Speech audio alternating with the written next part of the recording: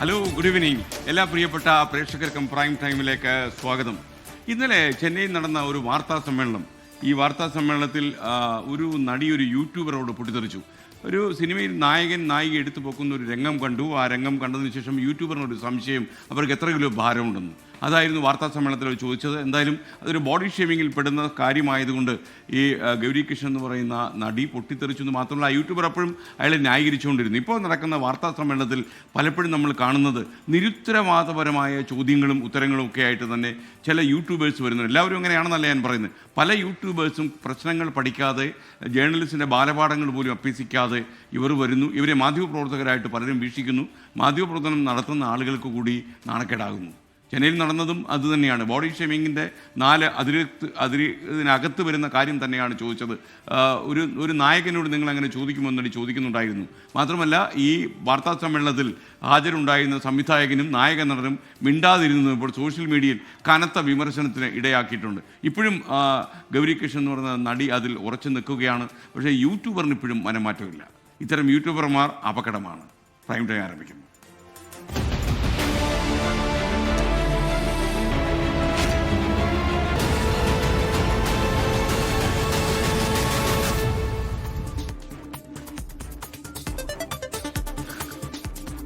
Hi പ്രിയപ്പെട്ട പ്രേക്ഷകർക്ക് ഒരിക്കൽ കൂടി സ്വാഗതം. പ്രൈം ടൈം തുടരുകയാണ്.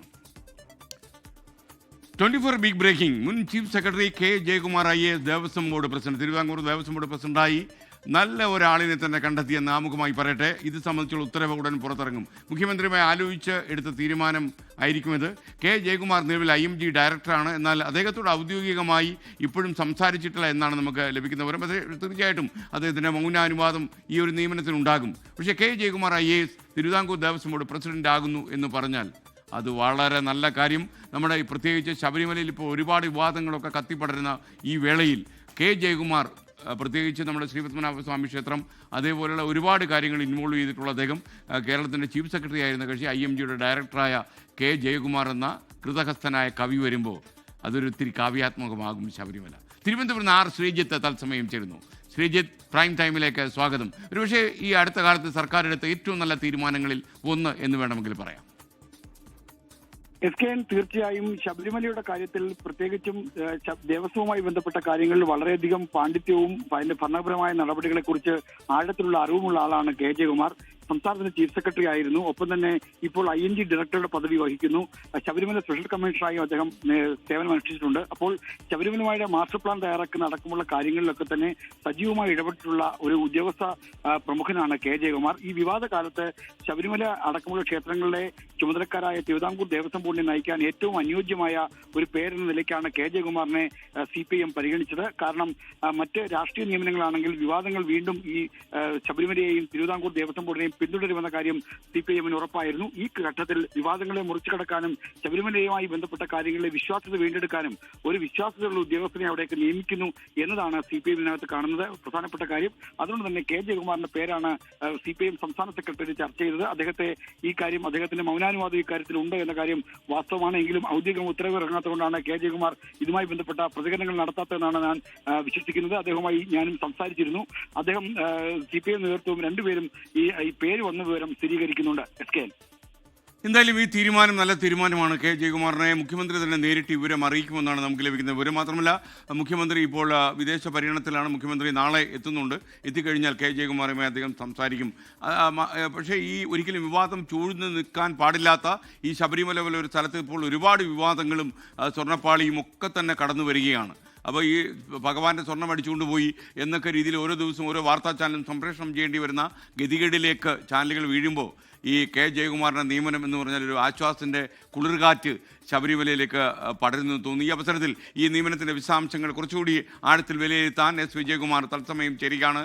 വിജയകുമാർ, പ്രൈം ടൈമിലേക്ക് സ്വാഗതം. ഒരുപക്ഷേ ഗവൺമെൻറ്റിന് ഇതിൽ കൂടുതൽ നല്ലൊരു ചോയ്സ് കേരളത്തിലുണ്ടോ എന്ന് സംശയമാണ്.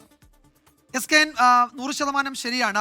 അദ്ദേഹത്തിന്റെ ഏറ്റവും വലിയ പ്രത്യേകത തിരുവിതാംകൂർ ദേവസ്വം ബോർഡിനെ പറ്റിയും അതുപോലെ ശബരിമലയെ പറ്റിയും ഏറ്റവും നന്നായി അറിയുന്ന ഉദ്യോഗസ്ഥനെ അവിടേക്ക് സർക്കാർ ദേവസ്വം ബോർഡ് പ്രസിഡന്റായി നിയമിക്കുന്നു എന്നത് വളരെ പ്രധാനപ്പെട്ട കാര്യമാണ്. തിരുവിതാംകൂർ ദേവസ്വം ബോർഡിന്റെ പ്രത്യേകിച്ച് ശബരിമലയിലെ സ്പെഷ്യൽ ഓഫീസറായി അദ്ദേഹം തുടർച്ചയായി സന്നിധാനത്ത് കേന്ദ്രീകരിച്ച് മണ്ഡല മകരവിളക്ക് കാലത്ത് അദ്ദേഹം പ്രവർത്തിച്ചിട്ടുണ്ട്. ഹൈക്കോടതിയുടെ നിർദ്ദേശപ്രകാരം അദ്ദേഹം അവിടെ പ്രവർത്തിച്ചിട്ടുണ്ട്. ആ നിലയിൽ ശബരിമലയെപ്പറ്റി ഏറ്റവും നന്നായി അറിയാം. മറ്റൊന്ന്, ഇപ്പോഴത്തെ സാഹചര്യത്തിൽ ഇത്തരമൊരു നിയമനം എന്ന് സർക്കാരിനെ സംബന്ധിച്ച് വളരെ പ്രധാനപ്പെട്ടതാണ്. കോടതിക്ക് സ്വീകാര്യനാണ് തിരുവിതാംകൂർ ദേവസ്വം ബോർഡ് പ്രസിഡന്റായി കെ ജയകുമാർ എന്ന ആൾ വരുന്നത്. പ്രതിപക്ഷത്തെ സംബന്ധിച്ച് രാഷ്ട്രീയമായി ഏതെങ്കിലും തരത്തിൽ കെ ജയകുമാർ എന്ന ഉദ്യോഗസ്ഥനെ എതിർക്കാൻ അവർ തയ്യാറാകില്ല. ഏതെങ്കിലും ഒരു സംഘടനയ്ക്ക് കെ ജയകുമാർ എന്ന ഒരു വ്യക്തിയെ എന്നൊരു മുതിർന്ന IAS ഓഫീസറെ സന്നിധാനത്ത് അല്ലെങ്കിൽ തിരുവിതാംകൂർ ദേവസ്വം ബോർഡിന്റെ തലപ്പത്തേക്ക് കൊണ്ടുവരുന്നതിനെ ഏതെങ്കിലും കാരണം പറഞ്ഞ് എതിർക്കാൻ കഴിയില്ല. ആ നിലയിൽ എല്ലാവർക്കും സ്വീകാര്യനായ ഒരു പൊതു സ്വീകാരനായ വ്യക്തി തിരുവിതാംകൂർ ദേവസ്വം ബോർഡിന്റെ തലപ്പത്തേക്ക് വരുന്നു എന്നതാണ് ഏറ്റവും പ്രധാനം. ശബരിമല സ്വർണ്ണക്കൊള്ളയുമായി ബന്ധപ്പെട്ട് അങ്ങേയറ്റം കടുത്ത വിവാദത്തിൽ സർക്കാർ പെട്ടുകിടക്കുകയാണ്, വലിയ ചുഴിയിൽ പെട്ടുകിടക്കുകയാണ്. ആ അന്വേഷണം എങ്ങോട്ടേക്ക് നീങ്ങുന്നു എന്നത് ഈ ദിവസങ്ങളിൽ നമ്മൾ ചിന്തിക്കുന്ന ഒരു രാഷ്ട്രീയ കൗതുകം കൂടിയാണ്. അതിനിടയിലാണ് കെ ജയകുമാർ ആ തലപ്പത്തേക്ക് വരുന്നത്. അദ്ദേഹത്തിൻ്റെ സൗമ്യമായ പെരുമാറ്റം, വളരെ സമചിത്തതയോടെ ഇത്തരം വിഷയങ്ങളിൽ ഇടപെട്ടിട്ടുള്ള അദ്ദേഹത്തിൻ്റെ മുൻകാല പ്രവർത്തനങ്ങൾ, ഇതൊക്കെ തിരുവിതാംകൂർ ദേവസ്വം ബോർഡിനെ നന്നായി നയിക്കാൻ അദ്ദേഹത്തിന് കഴിയുമെന്നതിൻ്റെ തെളിവ് തന്നെയാണ്. ഒരു സഹൃദയൻ, ഒരു കലാസ്നേഹി ഒക്കെ ആ പദവിയിലേക്ക് വരുന്നു എന്നത് പലതരത്തിലും ഇപ്പോഴത്തെ സാഹചര്യങ്ങളെ അതിൻ്റെ സങ്കീർണമായ അവസ്ഥയെ ലഘൂകരിക്കാൻ ഉപകരിക്കുമെന്ന് സർക്കാർ കരുതുന്നുണ്ടെങ്കിൽ നമുക്കതിൽ കുറ്റം പറയാൻ കഴിയില്ല. ഏറ്റവും പ്രധാനം അദ്ദേഹത്തിൻ്റെ അനുഭവം, പരിജ്ഞാനം തന്നെയാണ്. അദ്ദേഹം ശബരിമല സ്പെഷ്യൽ ഓഫീസറായിരുന്നു. നേരത്തെ SKN സൂചിപ്പിച്ചതുപോലെ അദ്ദേഹം പത്മനാഭസ്വാമി ക്ഷേത്രത്തിൻ്റെ ചുമതലയിൽ, അതിൻ്റെ സർക്കാരിൻ്റെ ചുമതലയിൽ അദ്ദേഹം അവിടെ സേവനം അനുഷ്ഠിച്ചിട്ടുണ്ട്. കേരളത്തിലെ ക്ഷേത്രങ്ങളെപ്പറ്റി നന്നായി പഠിച്ചിട്ടുണ്ട്. അവിടുത്തെ പാരമ്പര്യവും ആചാരവും അനുഷ്ഠാനവും ഒക്കെ നന്നായി അറിയാവുന്ന ആളാണ്. സർവോപരി കഴിഞ്ഞ കുറേ വർഷങ്ങളായി ഈ ശബരിമല മാസ്റ്റർ പ്ലാൻ നടത്തിപ്പുമായി ബന്ധപ്പെട്ടത് അതിൻ്റെ ചുമതല വഹിക്കുന്ന ആളാണ്. ഈ കഴിഞ്ഞ ഞാൻ വിജയകുമാറിലേക്ക് വരാം. തിരുവിതാംകൂർ ദേവസ്വം ബോർഡ് പ്രസിഡന്റ് ചുമതല സന്തോഷത്തോടെ ഏറ്റെടുക്കുമെന്ന് കെ ജയകുമാർ IAS 24 പറഞ്ഞു. ഇപ്പോഴുണ്ടായ വിവാദങ്ങൾ ആവർത്തിക്കാതിരിക്കാനുള്ള ജാഗ്രത ഉണ്ടാകും. ശബരിമല സീസൺ ആരംഭിക്കാനിരിക്കെ തീർത്ഥാടനത്തിനാകും അടിയന്തര പരിഗണന കൊടുക്കുകയെന്നും കെ ജയകുമാർ പറഞ്ഞു. ആ പ്രതികരണത്തിലേക്ക്. തിരുവിതാംകൂറിന്റെ പുതിയ ദേവസ്വം ബോർഡ് പ്രസിഡന്റിനെ കുറിച്ചുള്ള തീരുമാനത്തിലേക്ക് സർക്കാർ എത്തുകയാണ്. മുൻ ചീഫ് സെക്രട്ടറി കൂടിയായിട്ടുള്ള ജയകുമാർ സാറാണ് ഈ ചുമതല ഏൽക്കുന്നത് എന്നുള്ളതാണ് സ്ഥിരീകരിക്കാൻ കഴിയുന്ന നമുക്ക് ലഭിക്കുന്ന റിപ്പോർട്ടുകൾ. ഈ വാർത്തകൾ അങ്ങയുടെ ശ്രദ്ധയിൽപ്പെട്ടിട്ടുണ്ടായിരുന്നു? വാർത്തകൾ മാത്രമേ ശ്രദ്ധയിൽപ്പെട്ടിട്ടുള്ളൂ. അത് ഔദ്യോഗികമായിട്ടുള്ള അറിയിപ്പായിട്ട് വന്നു കഴിഞ്ഞതിന് ശേഷം നമുക്ക് കൂടുതൽ പ്രതികരിക്കും. ഇതിപ്പോൾ ഞാൻ നിങ്ങളെപ്പോലെ കേട്ടു എന്നുള്ളത് ശരിയാണ്. പേര് പരിഗണിക്കുന്നു എന്നേ ഞാൻ മനസ്സിലാക്കുന്നുള്ളൂ. അങ്ങനെ തീരുമാനം വരികയാണെങ്കിൽ ഞാനത് ചുമതലയേൽക്കുന്നതിന് എനിക്ക് സന്തോഷമുണ്ട്. കാരണം എനിക്കറിയാവുന്നുള്ളൊരു മേഖലയാണത്. ഈ ശബരിമല സീസൺ തുടങ്ങാൻ പോകുന്നു. അപ്പോൾ ഒരു വലിയ വെല്ലുവിളി മുന്നിൽ നിൽക്കുന്നുണ്ട്. തീർച്ചയായിട്ടും അത് തന്നെയാണ് ഏറ്റവും വലിയ വെല്ലുവിളി. 17-ാം തീയതി മറ്റാണ് വൃശ്ചികം 1. അന്നോട്ട് ആരംഭിക്കുമ്പോൾ ഈ ആളുകളിങ്ങനെ വരുമല്ലോ, തീർത്ഥാടകർ വരുമ്പോൾ അവർക്ക് സൗകര്യങ്ങൾ ഒരുക്കുക എന്നുള്ളതാണ് ഏറ്റവും വലിയ. അത് ചെറിയ വെല്ലുവിളിയല്ല. കുറേയൊക്കെ ബോർഡ് ചെയ്തിട്ടുണ്ടാവുമെന്ന് ഞാൻ വിചാരിക്കുകയാണ്. കുറേയൊക്കെ ക്രമീകരണങ്ങൾ ചെയ്തിട്ടുണ്ടാവും. അതിൻ്റെ ഒരു തുടർച്ചയും അതിൻ്റെ ഒരു നിലവാരവും ഒക്കെ നന്നാക്കണം. ഞാനതിനെപ്പറ്റി ഒന്നും ചിന്തിച്ചില്ല. കാരണം പെട്ടെന്നാണല്ലോ ഇങ്ങനൊരു തീരുമാനത്തിനെ പറ്റി കേൾക്കുന്നത്. നമുക്കത് കൂടുതൽ വിശദമായിട്ട് ഞാൻ 2 ദിവസം കഴിഞ്ഞിട്ടത് ഒക്കെ ക്രമീകരിച്ചതിന് ശേഷം സംസാരിക്കാം. അതുപോലെ ഇപ്പോൾ ഉയർന്ന വിവാദങ്ങൾ അങ്ങയുടെ ശ്രദ്ധയിൽപ്പെട്ടിട്ടുണ്ടാവും. അതൊരു വെല്ലുവിളിയായി നിൽക്കുന്നു. ആ സമയത്താണ് ചുമതലയേൽക്കാൻ പോകുന്നത്. വിവാദങ്ങളും അന്വേഷണമൊക്കെ അതിൻ്റെ നേരായ വഴി കൂടെ പോയിക്കോളൂ. നമ്മളിപ്പോൾ അതിനെപ്പറ്റി ഒന്നും ചിന്തിക്കേണ്ട കാര്യമില്ല. ഇതിങ്ങനെ ആവർത്തിക്കാതിരിക്കാനുള്ള കാര്യങ്ങൾ നമ്മൾ ശ്രദ്ധയിലെടുത്ത് മുമ്പോട്ട് പോകണമെന്നേ ഉള്ളൂ. അതിലൊന്നും എനിക്ക് വലിയ ആശങ്കയൊന്നുമില്ല. തീർത്ഥാടനം ഭംഗിയായി അപകടരഹിതമായിട്ടൊക്കെ നടക്കണം. നിയമനത്തിലേക്ക് പോലും പോകുന്നത് ഈ കഴിഞ്ഞ കാലങ്ങളിലുണ്ടായ പ്രശ്നങ്ങളാണ്. അപ്പോൾ ഇനി അത്തരം ഒരു ജാഗ്രത ഉണ്ടാകും. ജാഗ്രത എപ്പോഴും ഉണ്ടല്ലോ. അയ്യപ്പൻ്റെ കാര്യത്തിൽ ജാഗ്രത ഒഴിഞ്ഞൊരു സമയമില്ലല്ലോ. കാരണം നമുക്ക് ജാഗ്രത കുറഞ്ഞാൽ അവിടെ ഭഗവാന്റെ ജാഗ്രത എപ്പോഴും ഉണ്ട്. അപ്പോൾ പിന്നെ നമുക്ക് കൂടുതൽ കാര്യങ്ങൾ പറയാം. ഓർഡർ വരട്ടെ, വന്നതിന് ശേഷം. എന്തായാലും അദ്ദേഹം ഔദ്യോഗികമായ ഒരു അറിയിപ്പ് വന്നതിന് ശേഷം പ്രതികരിക്കാം എന്നുള്ളതാണ്, കൂടുതൽ പ്രതികരിക്കാം എന്നുള്ളതാണ്. എന്തായാലും ചുമതല ഏൽക്കുന്നതിൽ തനിക്ക് ബുദ്ധിമുട്ടുകളില്ല എന്നുകൂടി അദ്ദേഹം വ്യക്തമാക്കുന്നുണ്ട്. ക്യാമറമാൻ ബിനേഷ് ബാബുരാജിനൊപ്പം സൂരജ് സജി, 24.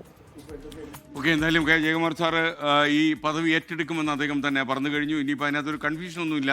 കാര്യം സംസ്ഥാന സർക്കാരിൻ്റെ തലപ്പത്തുള്ള പല ആളുകളും ഇത് സ്ഥിരീകരിച്ചിട്ടുണ്ട്, പാർട്ടിയുടെ തലപ്പത്തുള്ളവരും സ്ഥിരീകരിക്കുന്നു. അപ്പോൾ നമുക്കൊരു കാര്യം ഉറപ്പിക്കാം, K Jayakumar IAS Thiruvithamkoor Devaswom board president ആകുന്നു. വീണ്ടും S വിജയകുമാർ ചേരുന്നു. നിങ്ങൾ തമ്മിലൊരു സാമ്യമുണ്ട്, രണ്ടുപേർക്കും കുമാരപർവ്വമുണ്ട്. പറയും. അലസ്കൻ ഈ ശബരിമലയിൽ പമ്പയിൽ ഇത്തവണ സർക്കാർ നടത്തിയ ആഗോള അയ്യപ്പ സംഗമത്തിൽ വെച്ച് അദ്ദേഹത്തെ ഞാൻ കണ്ടിരുന്നു. അദ്ദേഹവുമായി വളരെ കുറഞ്ഞ സമയം സംസാരിക്കാൻ കഴിഞ്ഞിട്ടുണ്ട്. അന്ന് ഈ ശബരിമല മാസ്റ്റർ പ്ലാനുമായി ബന്ധപ്പെട്ട ഒരു പേപ്പർ പ്രസന്റേഷൻ ആയിരുന്നു അദ്ദേഹം അവിടെ നടത്തിയത്. വളരെ വിശദമായി ശബരിമല മാസ്റ്റർ പ്ലാൻ നടപ്പിലാക്കുന്നതിൻ്റെ അടുത്ത ഘട്ടം 2013 തൊട്ട് ഇങ്ങനെ പല ഘട്ടങ്ങളിൽ ചർച്ച നടക്കുകയാണ്. അദ്ദേഹം പല സമയത്ത് അതിൻ്റെ ചുമതലക്കാരനാണ്. ഇപ്പോഴും അദ്ദേഹം തന്നെയാണ് ഈ മാസ്റ്റർ പ്ലാൻ നടത്തിപ്പിൻ്റെ ചുമതലക്കാരനായി ഒരു സ്പെഷ്യൽ ഓഫീസർ എന്ന മട്ടിൽ തന്നെ ഇപ്പോഴും ആ ജോലി ചെയ്യുന്നത്. അദ്ദേഹം ഇപ്പോൾ സൂരജിനോട് സംസാരിച്ചപ്പോൾ എനിക്കറിയാവുന്ന കാര്യം എന്ന് അദ്ദേഹം വ്യക്തമായി പറഞ്ഞു. അതുതന്നെയാണ് ഏറ്റവും പ്രധാനപ്പെട്ട. അദ്ദേഹത്തിന് ശബരിമലയെപ്പറ്റി, തിരുവിതാംകൂർ ദേവസ്വം ബോർഡിനെ പറ്റി അതിൻ്റെ ആദ്യവും അവസാനവും ഏറ്റവും നന്നായി അറിയാവുന്ന ഒരു ഒരു ബ്യൂറോക്രാറ്റാണ്. അദ്ദേഹത്തിന് വളരെ കൃത്യമായി അവിടുത്തെ കാര്യങ്ങൾ അറിയാം. അതുകൊണ്ട് അദ്ദേഹത്തിൻ്റെ കൈകളിൽ തിരുവിതാംകൂർ ദേവസ്വം ബോർഡിൻ്റെ ഭരണം ഭദ്രമായിരിക്കുമെന്ന് നമുക്ക് ഈ ഘട്ടത്തിൽ പ്രതീക്ഷിക്കാം. ആകെ വിവാദങ്ങൾ ചൂഴ്ന്നു നിൽക്കുന്ന ഈ സാഹചര്യത്തിൽ ഏറ്റവും നല്ല ചോയ്സാണ് കെ ജയകുമാർ എന്നതിലും തർക്കമില്ല. അതുപോലെ തീർത്ഥാടനം പടിവാതുക്കൽ എത്തി നിൽക്കുകയാണ്. മകരവിളക്ക്, മണ്ഡല മകരവിളക്ക് ഒരുക്കങ്ങൾ അതിൻ്റെ ഏറ്റവും കാര്യമായി നടക്കേണ്ട സമയമാണ്. അത് നടക്കുന്നില്ലെന്ന് പ്രതിപക്ഷം ആരോപിക്കുന്നുണ്ട്. അതിനിടയിലാണ് ഈ പുതിയ നിയമനം നടക്കാൻ പോകുന്നത്. അപ്പോൾ അദ്ദേഹം ഉറപ്പായും അത് സ്വീകരിക്കുമെന്ന് അറിയിച്ചിട്ടുണ്ട്. ഇനിയുള്ളത് ഔദ്യോഗികമായ നടപടിക്രമങ്ങൾ പൂർത്തിയാക്കൽ മാത്രമാണ്. അത് വേഗത്തിലുണ്ടാകും. അങ്ങനെ ഭദ്രമായ കൈകളിലേക്ക് തിരുവിതാംകൂർ ദേവസ്വം ബോർഡിന്റെ ഭരണം എത്തുന്നു എന്നതാണ് ഈ ഘട്ടത്തിൽ ഏറെക്കുറെ സ്ഥിരീകരിച്ച് നമുക്ക് പറയാൻ കഴിയുന്നത്. ഓക്കെ, എസ് വിജയകുമാറാണ് വിവരങ്ങൾ നൽകിയത് ന്യൂസ് ഡെസ്കിൽ നിന്ന്. എന്തായാലും thank you Vijayakumar. K Jayakumar IAS Thiruvithamkoor Devaswom ബോർഡിന്റെ പ്രസിഡന്റായി എത്രയും പെട്ടെന്ന് തന്നെ അദ്ദേഹം ചുമതലയേൽക്കും. വിദേശത്ത് കഴിയുന്ന മുഖ്യമന്ത്രി കേരളത്തിൽ വന്നാലുടൻ അദ്ദേഹം എന്ന് സത്യപ്രതിജ്ഞ ചെയ്യുമെന്ന് കൂടി നമുക്ക് അറിയാൻ കഴിയും. മറ്റൊരു വാർത്തയിലേക്ക്. ശബരിമല സ്വർണ്ണക്കൊള്ളയിൽ തിരുവിതാംകൂർ ദേവസ്വം ബോർഡ് മുൻ അഡ്മിനിസ്ട്രേറ്റീവ് ഓഫീസർ ബി മുരാരി ബാബുവും സുധീഷ് കുമാറും SIT കസ്റ്റഡിയിലായി. റാന്നി കോടതിയിൽ ഹാജരാക്കിയ മുൻ തിരുവാഭരണം കമ്മീഷണർ KS ബൈജുവിനെ ജുഡീഷ്യൽ കസ്റ്റഡിയിൽ വിട്ടു. കേസിൽ മുൻ ദേവസ്വം കമ്മീഷണർ N വാസുവിൻ്റെയും സെക്രട്ടറി ജയശ്രീയുടെയും അറസ്റ്റ് ഉടൻ ഉണ്ടാകാൻ സാധ്യത. യഥാർത്ഥ പ്രതികളെ സംരക്ഷിക്കാൻ സർക്കാർ ശ്രമിക്കുന്നുവെന്ന് പ്രതിപക്ഷം ഇന്ന് ആരോപണം നടത്തി. ദേവസ്വം ബോർഡ് മുൻ അഡ്മിനിസ്ട്രേറ്റീവ് ഓഫീസർ മുരാരി ബാബുവിനെ അടുത്ത തിങ്കളാഴ്ച വരെയും മുൻ എക്സിക്യൂട്ടീവ് ഓഫീസർ സുധീഷ് കുമാറിനെ അടുത്ത ബുധനാഴ്ച വരെയുമാണ് കോടതി SIT കസ്റ്റഡിയിൽ വിട്ടത്. മുൻ തിരുവാഭരണം കമ്മീഷണർ KS ബൈജുവിനെ കോടതി ജുഡീഷ്യൽ കസ്റ്റഡിയിൽ വിട്ടു. ഈ മാസം 21 വരെയാണ് കസ്റ്റഡി. അധികം വൈകാതെ KS ബൈജുവിനായി SIT കസ്റ്റഡി അപേക്ഷ നൽകും. മുരാരി ബാബു റാന്നി മാജിസ്ട്രേറ്റ് കോടതിയിൽ സമർപ്പിച്ച ജാമ്യാപേക്ഷ പരിഗണിക്കുന്നത് കോടതി ഈ മാസം 12 മാറ്റി. SIT കസ്റ്റഡിയിൽ വിട്ട സാഹചര്യത്തിലാണ് കോടതി നടപടി. സുധീഷ് കുമാറിനെയും മുരാരി ബാബുവിനെയും ഉണ്ണികൃഷ്ണൻ പോറ്റിയെയും ഒരുമിച്ചിരുത്തി ചോദ്യം ചെയ്യും. സന്നിധാനത്ത് കൊണ്ടുപോയി 3 പ്രതികളുമായി തെളിവെടുപ്പ് നടത്താനും ആലോചനയുണ്ട്. അതേസമയം സർക്കാർ യഥാർത്ഥ പ്രതികളെ സംരക്ഷിക്കുകയാണ് എന്നാണ് പ്രതിപക്ഷ ആരോപണം.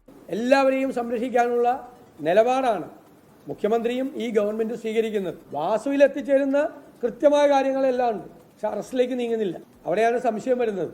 ദേവസ്വം ബോർഡ് മുൻ പ്രസിഡന്റും മുൻ കമ്മീഷണറുമായ N വാസുവിനെ അറസ്റ്റ് ചെയ്യാൻ അന്വേഷണ സംഘം നീക്കം തുടങ്ങി. അധികം വൈകാതെ അറസ്റ്റിലേക്ക് കടക്കുമെന്നാണ് വിവരം. 24 പത്തനംതിട്ട. ശബരിമല ശ്രീകോവിലിൽ പുതിയ സ്വർണ്ണവാതിൽ ഘടിപ്പിച്ചപ്പോൾ എഴുതിയ മകസറിൽ അടിമുടി ദുരൂഹത. വാതിൽ പാളികൾ എന്നല്ലാതെ സ്വർണ്ണത്തെക്കുറിച്ചുള്ള ഒരു പരാമർശവും ഈ മകസറിലില്ല. സ്വർണം പൊതിഞ്ഞ പഴയ കതകുവാളികൾ ഇളക്കിയെടുത്തത് ഒരു പരിശോധനയും കണക്കെടുപ്പും ഇല്ലാതെയാണ്. 2019 മാർച്ച് 3 എഴുതിയ മകസർ 24 പ്രൈം ടൈം ബ്രേക്കിംഗ് ന്യൂസുമായി പത്തനംതിട്ടയിൽ നിന്ന് AV ജയശങ്കർ തത്സമയം പ്രൈം ടൈമിലേക്ക് വരുന്നു. ജയശങ്കർ, പ്രൈം ടൈമിലേക്ക് സ്വാഗതം. വിവരങ്ങൾ.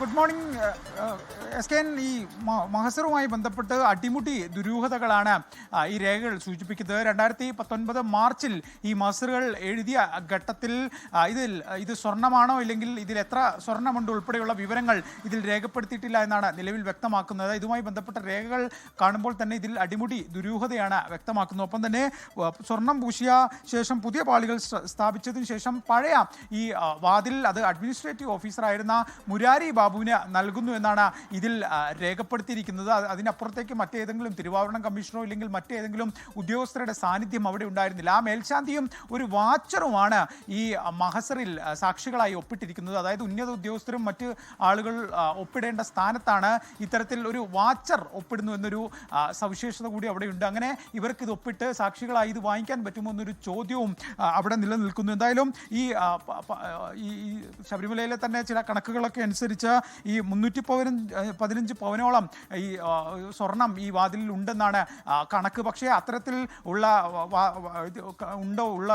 ഇതിൽ ഉണ്ടായിരുന്നോ ഉൾപ്പെടെയുള്ള കാര്യങ്ങൾ ദൂരുന്ന സമയത്ത് പരിശോധിക്കുകയോ അത് മഹസർ രേഖപ്പെടുത്തുകയോ ചെയ്തിട്ടില്ല. എന്തായാലും വലിയ ചട്ടവിരുദ്ധമായ കാര്യങ്ങൾ ഇതിൽ ഉണ്ടായിരുന്നു എന്ന് തന്നെയാണ് പ്രാഥമികമായി ഈ മഹസർ നോക്കുമ്പോൾ മനസ്സിലാവുന്നത്. എന്തായാലും ദേവസ്വം ബോർഡ് ഇതുമായി ബന്ധപ്പെട്ട് നൽകുന്ന വിശദീകരണം, ഈ വാതിൽ പുതിയ വാതിൽ സ്ഥാപിച്ച ശേഷം പഴയ വാതിൽ സന്നിധാനത്ത് തന്നെ സൂക്ഷിച്ചിട്ടുണ്ട്, ഇതിനൊരു പ്രശ്നവുമില്ല എന്നൊരു വിശദീകരണമാണ് നൽകുന്നത്. ജസ്റ്റിസ് KT ശങ്കരൻ ഉൾപ്പെടെ സന്നിധാനത്ത് സ്ട്രോങ് റൂം പരിശോധിച്ചിരുന്നു. അതുകൊണ്ട് തന്നെ ഈ വാതിൽ അവിടെ ഉണ്ടെന്ന ദേവസ്വം ബോർഡിന്റെ വാദം ശരിയാണോ അല്ലയോ എന്ന കാര്യം എന്തായാലും ഈ ജസ്റ്റിസ് KT ശങ്കരന്റെ റിപ്പോർട്ട് ഉൾപ്പെടെ ഹൈക്കോടതിയിൽ നൽകുന്ന ഘട്ടത്തിൽ ഇക്കാര്യത്തിൽ വ്യക്തത വരുമെന്നാണ് പറയുന്നത്. എന്തായാലും ഇതിൽ ദുരൂഹതകളില്ല എന്ന് ദേവസ്വം ബോർഡ് ഒരു മുൻകൂർ വാദം എടുക്കുമ്പോഴും ജാമ്യം എടുക്കുമ്പോൾ പോലും ഇത്തരത്തിൽ മഹസർ തയ്യാറാക്കിയതിൽ ഉൾപ്പെടെ സാക്ഷികൾ ഇല്ലെങ്കിൽ ഇത് ഏറ്റുവാങ്ങിയ ഉദ്യോഗസ്ഥൻ തന്നെയാണ് ഇപ്പോൾ ഈ സ്വർണ്ണപ്പാളി കേസുമായി ബന്ധപ്പെട്ടൊക്കെ തന്നെ പ്രതിസ്ഥാനത്തുള്ളത്. ഈ കട്ടികമായി ബന്ധപ്പെട്ട കേസിലും അദ്ദേഹം നിലവിൽ SIT കസ്റ്റഡിയിലാണ്. അങ്ങനെ ഒരു ഉദ്യോഗസ്ഥനാണ് ഇത് ഏറ്റുവാങ്ങിയത്. അതുകൊണ്ട് തന്നെ ഇതിൽ വലിയൊരു സംശയം ഇതിൽ നിലനിൽക്കുന്നുണ്ട്. ഒപ്പം തന്നെ ഹൈക്കോടതിയും ഈ സ്വർണ്ണമൊക്കെ പോയോ ഉള്ള കാര്യം അന്വേഷിക്കാനുള്ള ഒരു നിർദ്ദേശം കൊടുത്തിരുന്നു. എന്തായാലും ജസ്റ്റിസ് KT ശങ്കരന്റെ റിപ്പോർട്ട് വരുമ്പോൾ ദേവസ്വം ബോർഡ് പറയുന്നത് പോലെ ഇത് ശബരിമല ഉണ്ടോ ഇല്ലയോ എന്ന കാര്യത്തിൽ വ്യക്തത വരുമെന്നാണ് പ്രതീക്ഷിക്കുന്നത്. തിരുവനന്തപുരത്ത് നഗരത്തിൽ മെട്രോ ഓടാൻ പോകുന്നു. ഈ മെട്രോ പദ്ധതിയുടെ ആദ്യഘട്ട അലൈൻമെന്റിന് മുഖ്യമന്ത്രി അംഗീകാരം നൽകി. 31 കിലോമീറ്റർ ദൈർഘ്യത്തിലാണ് മെട്രോ പാത. 27 സ്റ്റേഷൻ ഇതിനിടയിൽ ഉണ്ടാകും. കൊച്ചി മെട്രോ റെയിൽ ലിമിറ്റഡ് ആയിരിക്കും ഈ പദ്ധതി നിർമ്മിക്കുക. ഷെബീദ് റാവുത്തർ വിശദാംശങ്ങളുമായി തിരുവനന്തപുരത്ത് നിന്ന് ചേരുന്നു. ഷെബീദ്, ഈ മെട്രോ പദ്ധതി വരുന്നു എന്ന് കേട്ട ഉടനെ ഞാൻ ആദ്യം ചിന്തിച്ചത് നമ്മുടെ കവടിയറ ഭാഗത്തുള്ള മരങ്ങളുടെ മനോഹാരിതയാണ്. ആ മരങ്ങളൊക്കെ വെട്ടി വീഴ്ത്തി ആയിരിക്കുമോ ഈ മെട്രോ പോവുക? തിരുവനന്തപുരത്തെ മരങ്ങൾ അങ്ങനെ സംരക്ഷിച്ച് നിർത്തിക്കൊണ്ട് വേണം അതിനിടയിലൂടെ മെട്രോ ചീറിപ്പായാൻ. പറയൂ ഷബീദ്. രാജവീതി, സൂചിപ്പിച്ച ആ പാത രാജവീതി എന്നാണ് അറിയപ്പെടുന്നത്. അവിടെ മനോഹരമായിട്ടുള്ള കാഴ്ചകളുണ്ട്. മാത്രമല്ല ഈ തിരുവനന്തപുരത്തെ ഇപ്പോൾ, അതായത് ഈ ഈഞ്ചക്കലിന് പടിഞ്ഞാറേ ഭാഗത്തേക്ക് പുതിയ തിരുവനന്തപുരമെന്നും അതേസമയം കേശവദാസപുരം ഭാഗത്തേക്ക് സെക്രട്ടറിന് മുൻപിലുള്ള പ്രധാന റോഡിനെ പഴയ തിരുവനന്തപുരം എന്നറിയപ്പെടുന്ന ഒരു സവിശേഷതയൊക്കെ ഉണ്ട്. അപ്പോഴും പലതരത്തിലുള്ള ചോദ്യങ്ങൾ ഉയർന്നതാണ്. തിരുവനന്തപുരത്ത് ഒരു മെട്രോ സംഭവിക്കുമോ? വലിയ ചർച്ചകൾ വർഷങ്ങളായി നടക്കുന്നു. മാത്രമല്ല ഈ ടെക്നോ പാർക്കിന്റെ അടുത്ത ഘട്ട വികസനമൊക്കെ നടക്കുന്നു. ആ ഒരു ഏരിയ, അതായത് ഈഞ്ചക്കൽ, ചാക്ക, ആക്കുളം, കഴക്കൂട്ടം, ആറ്റിങ്ങൽ വരെയുള്ള ഒരു ഏരിയ അത് വേറൊരു തരത്തിൽ ഡെവലപ്പ് ചെയ്യുന്ന ഒരു IT സിറ്റി ആയിട്ടൊക്കെ ഡെവലപ്പ് ചെയ്യുന്ന ഒരു സാഹചര്യത്തിൽ തിരുവനന്തപുരത്ത് മെട്രോ സംഭവിക്കുമോ എന്നുള്ള ചോദ്യം ഉയർന്നതാണ്. പക്ഷേ ഇപ്പോൾ അതിന് മറുപടിയായിരിക്കുന്നു. അതിൻ്റെ ആദ്യഘട്ട നടപടിയിലേക്ക് കാര്യങ്ങൾ പോയിരിക്കുന്നു. ഈ തിരുവനന്തപുരം മെട്രോ റെയിൽ പദ്ധതിയുടെ ആദ്യഘട്ട അലൈൻമെന്റിന് മുഖ്യമന്ത്രി പിണറായി വിജയൻ അംഗീകാരം നൽകിയിട്ടുണ്ട്. ടെക്നോ പാർക്കിന്റെ 3 ഫേസുകൾ, വിമാനത്താവളം, Thampanoor bus stand, railway station, secretariat, medical college എന്നിവ ബന്ധിപ്പിക്കുന്ന ആദ്യഘട്ട അലൈൻമെന്റാണ് അംഗീകരിച്ചത്. KMRL Kochi metro rail limited മുഖേനയാണ് പദ്ധതി നടപ്പിലാക്കുക.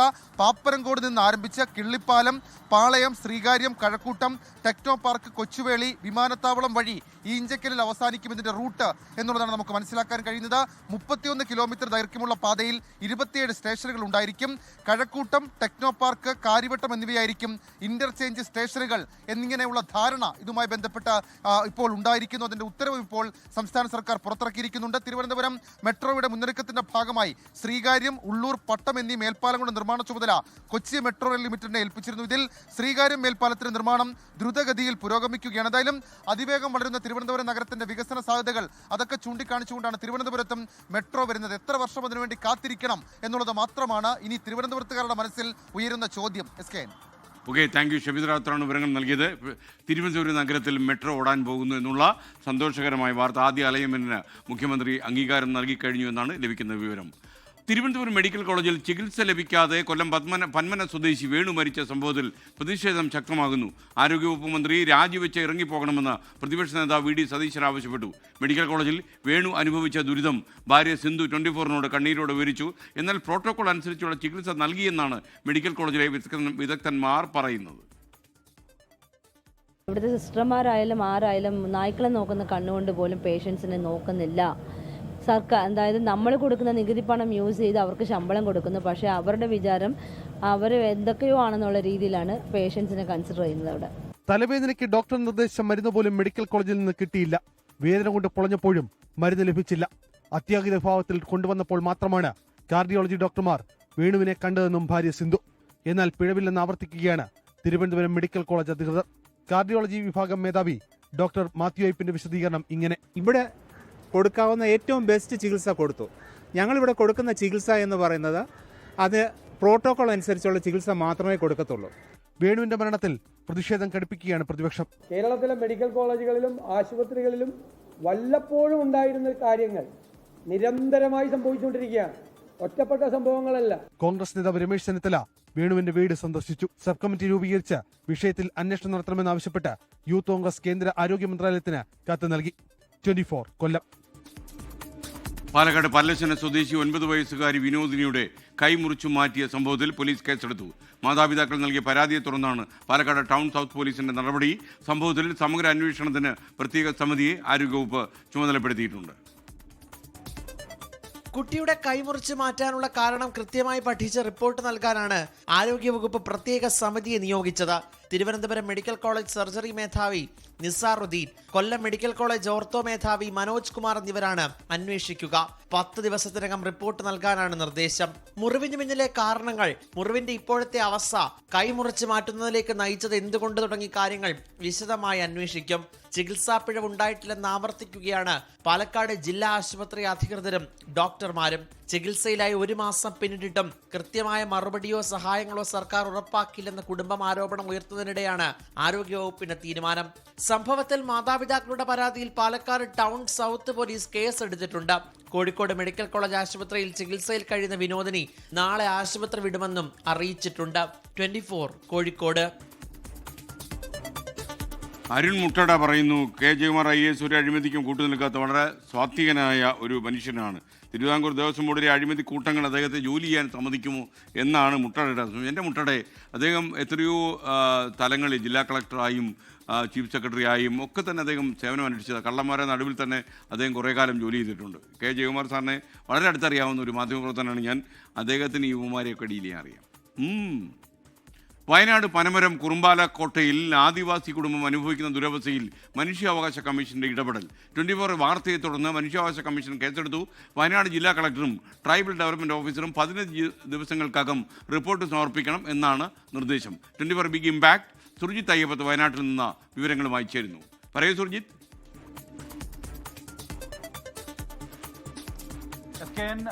ഇത് ഇങ്ങനെ അതിദാരിദ്ര്യ മുക്ത സംസ്ഥാനം എന്നുള്ള ഖ്യാതിയിലേക്കൊക്കെ നമ്മൾ ഉയരുമ്പോഴും ഇത്തരത്തിലുള്ള കുറേ ജീവിതങ്ങളുണ്ട് എന്ന് നമുക്ക് കാണിക്കാൻ വേണ്ടി കഴിയുന്ന വിധത്തിലുള്ള ഒരവസ്ഥയാണ് നമ്മൾ അമ്പലംകുന്ന് ഉന്നതിയുമായി ബന്ധപ്പെട്ട് കാണിച്ചത്.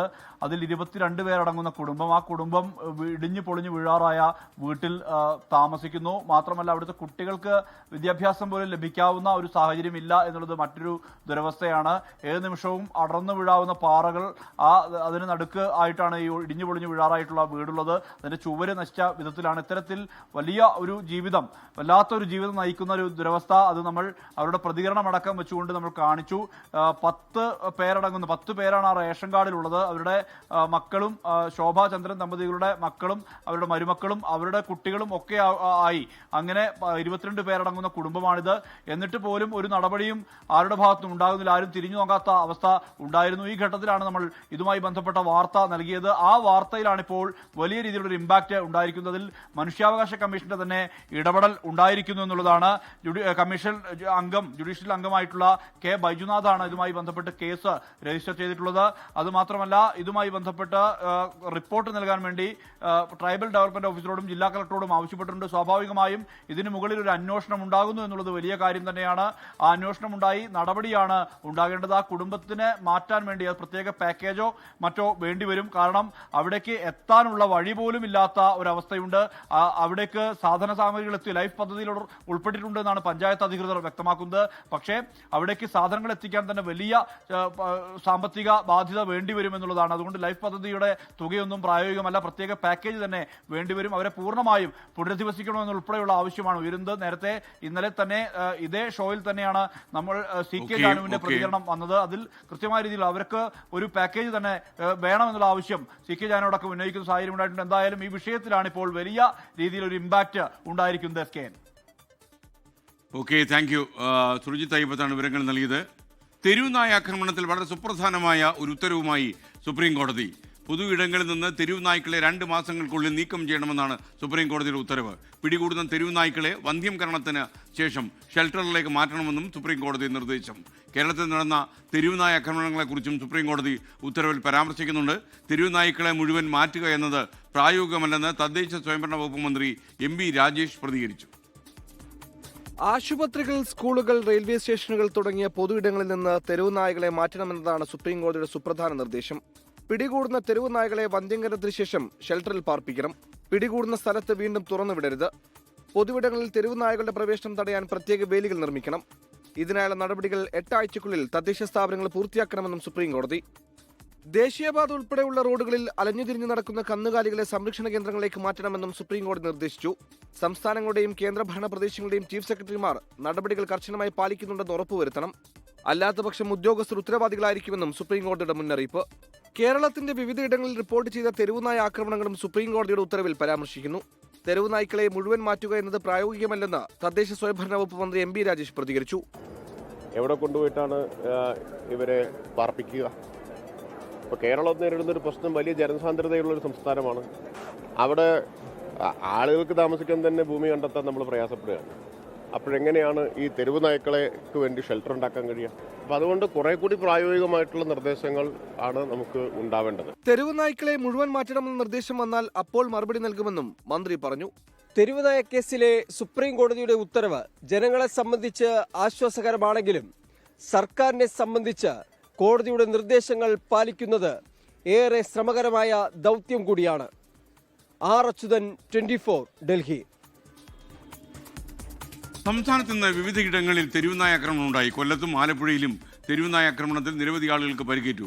കൊല്ലത്ത് അഞ്ചലിലും മാവേലിക്കരയിൽ KSCB ഓഫീസിലുമാണ് തെരുവുനായയുടെ ആക്രമണം ഉണ്ടായത്. ഇന്ന് രാവിലെയാണ് കൊല്ലം അഞ്ചൽ ചന്തമുക്കിൽ തെരുവുനായ ആക്രമണം ഉണ്ടായത്. 7 പേരെ തെരുവുനായ കടിച്ചു. പേവിഷബാധയുള്ള നായയാണ് കടിച്ചതെന്നാണ് നാട്ടുകാരുടെ സംശയം. നായയെ നാട്ടുകാർ തല്ലിക്കൊന്നു. മനുഷ്യർക്ക് പുറമെ മറ്റു നായകളെയും കടിച്ചു എന്നാണ് സൂചന.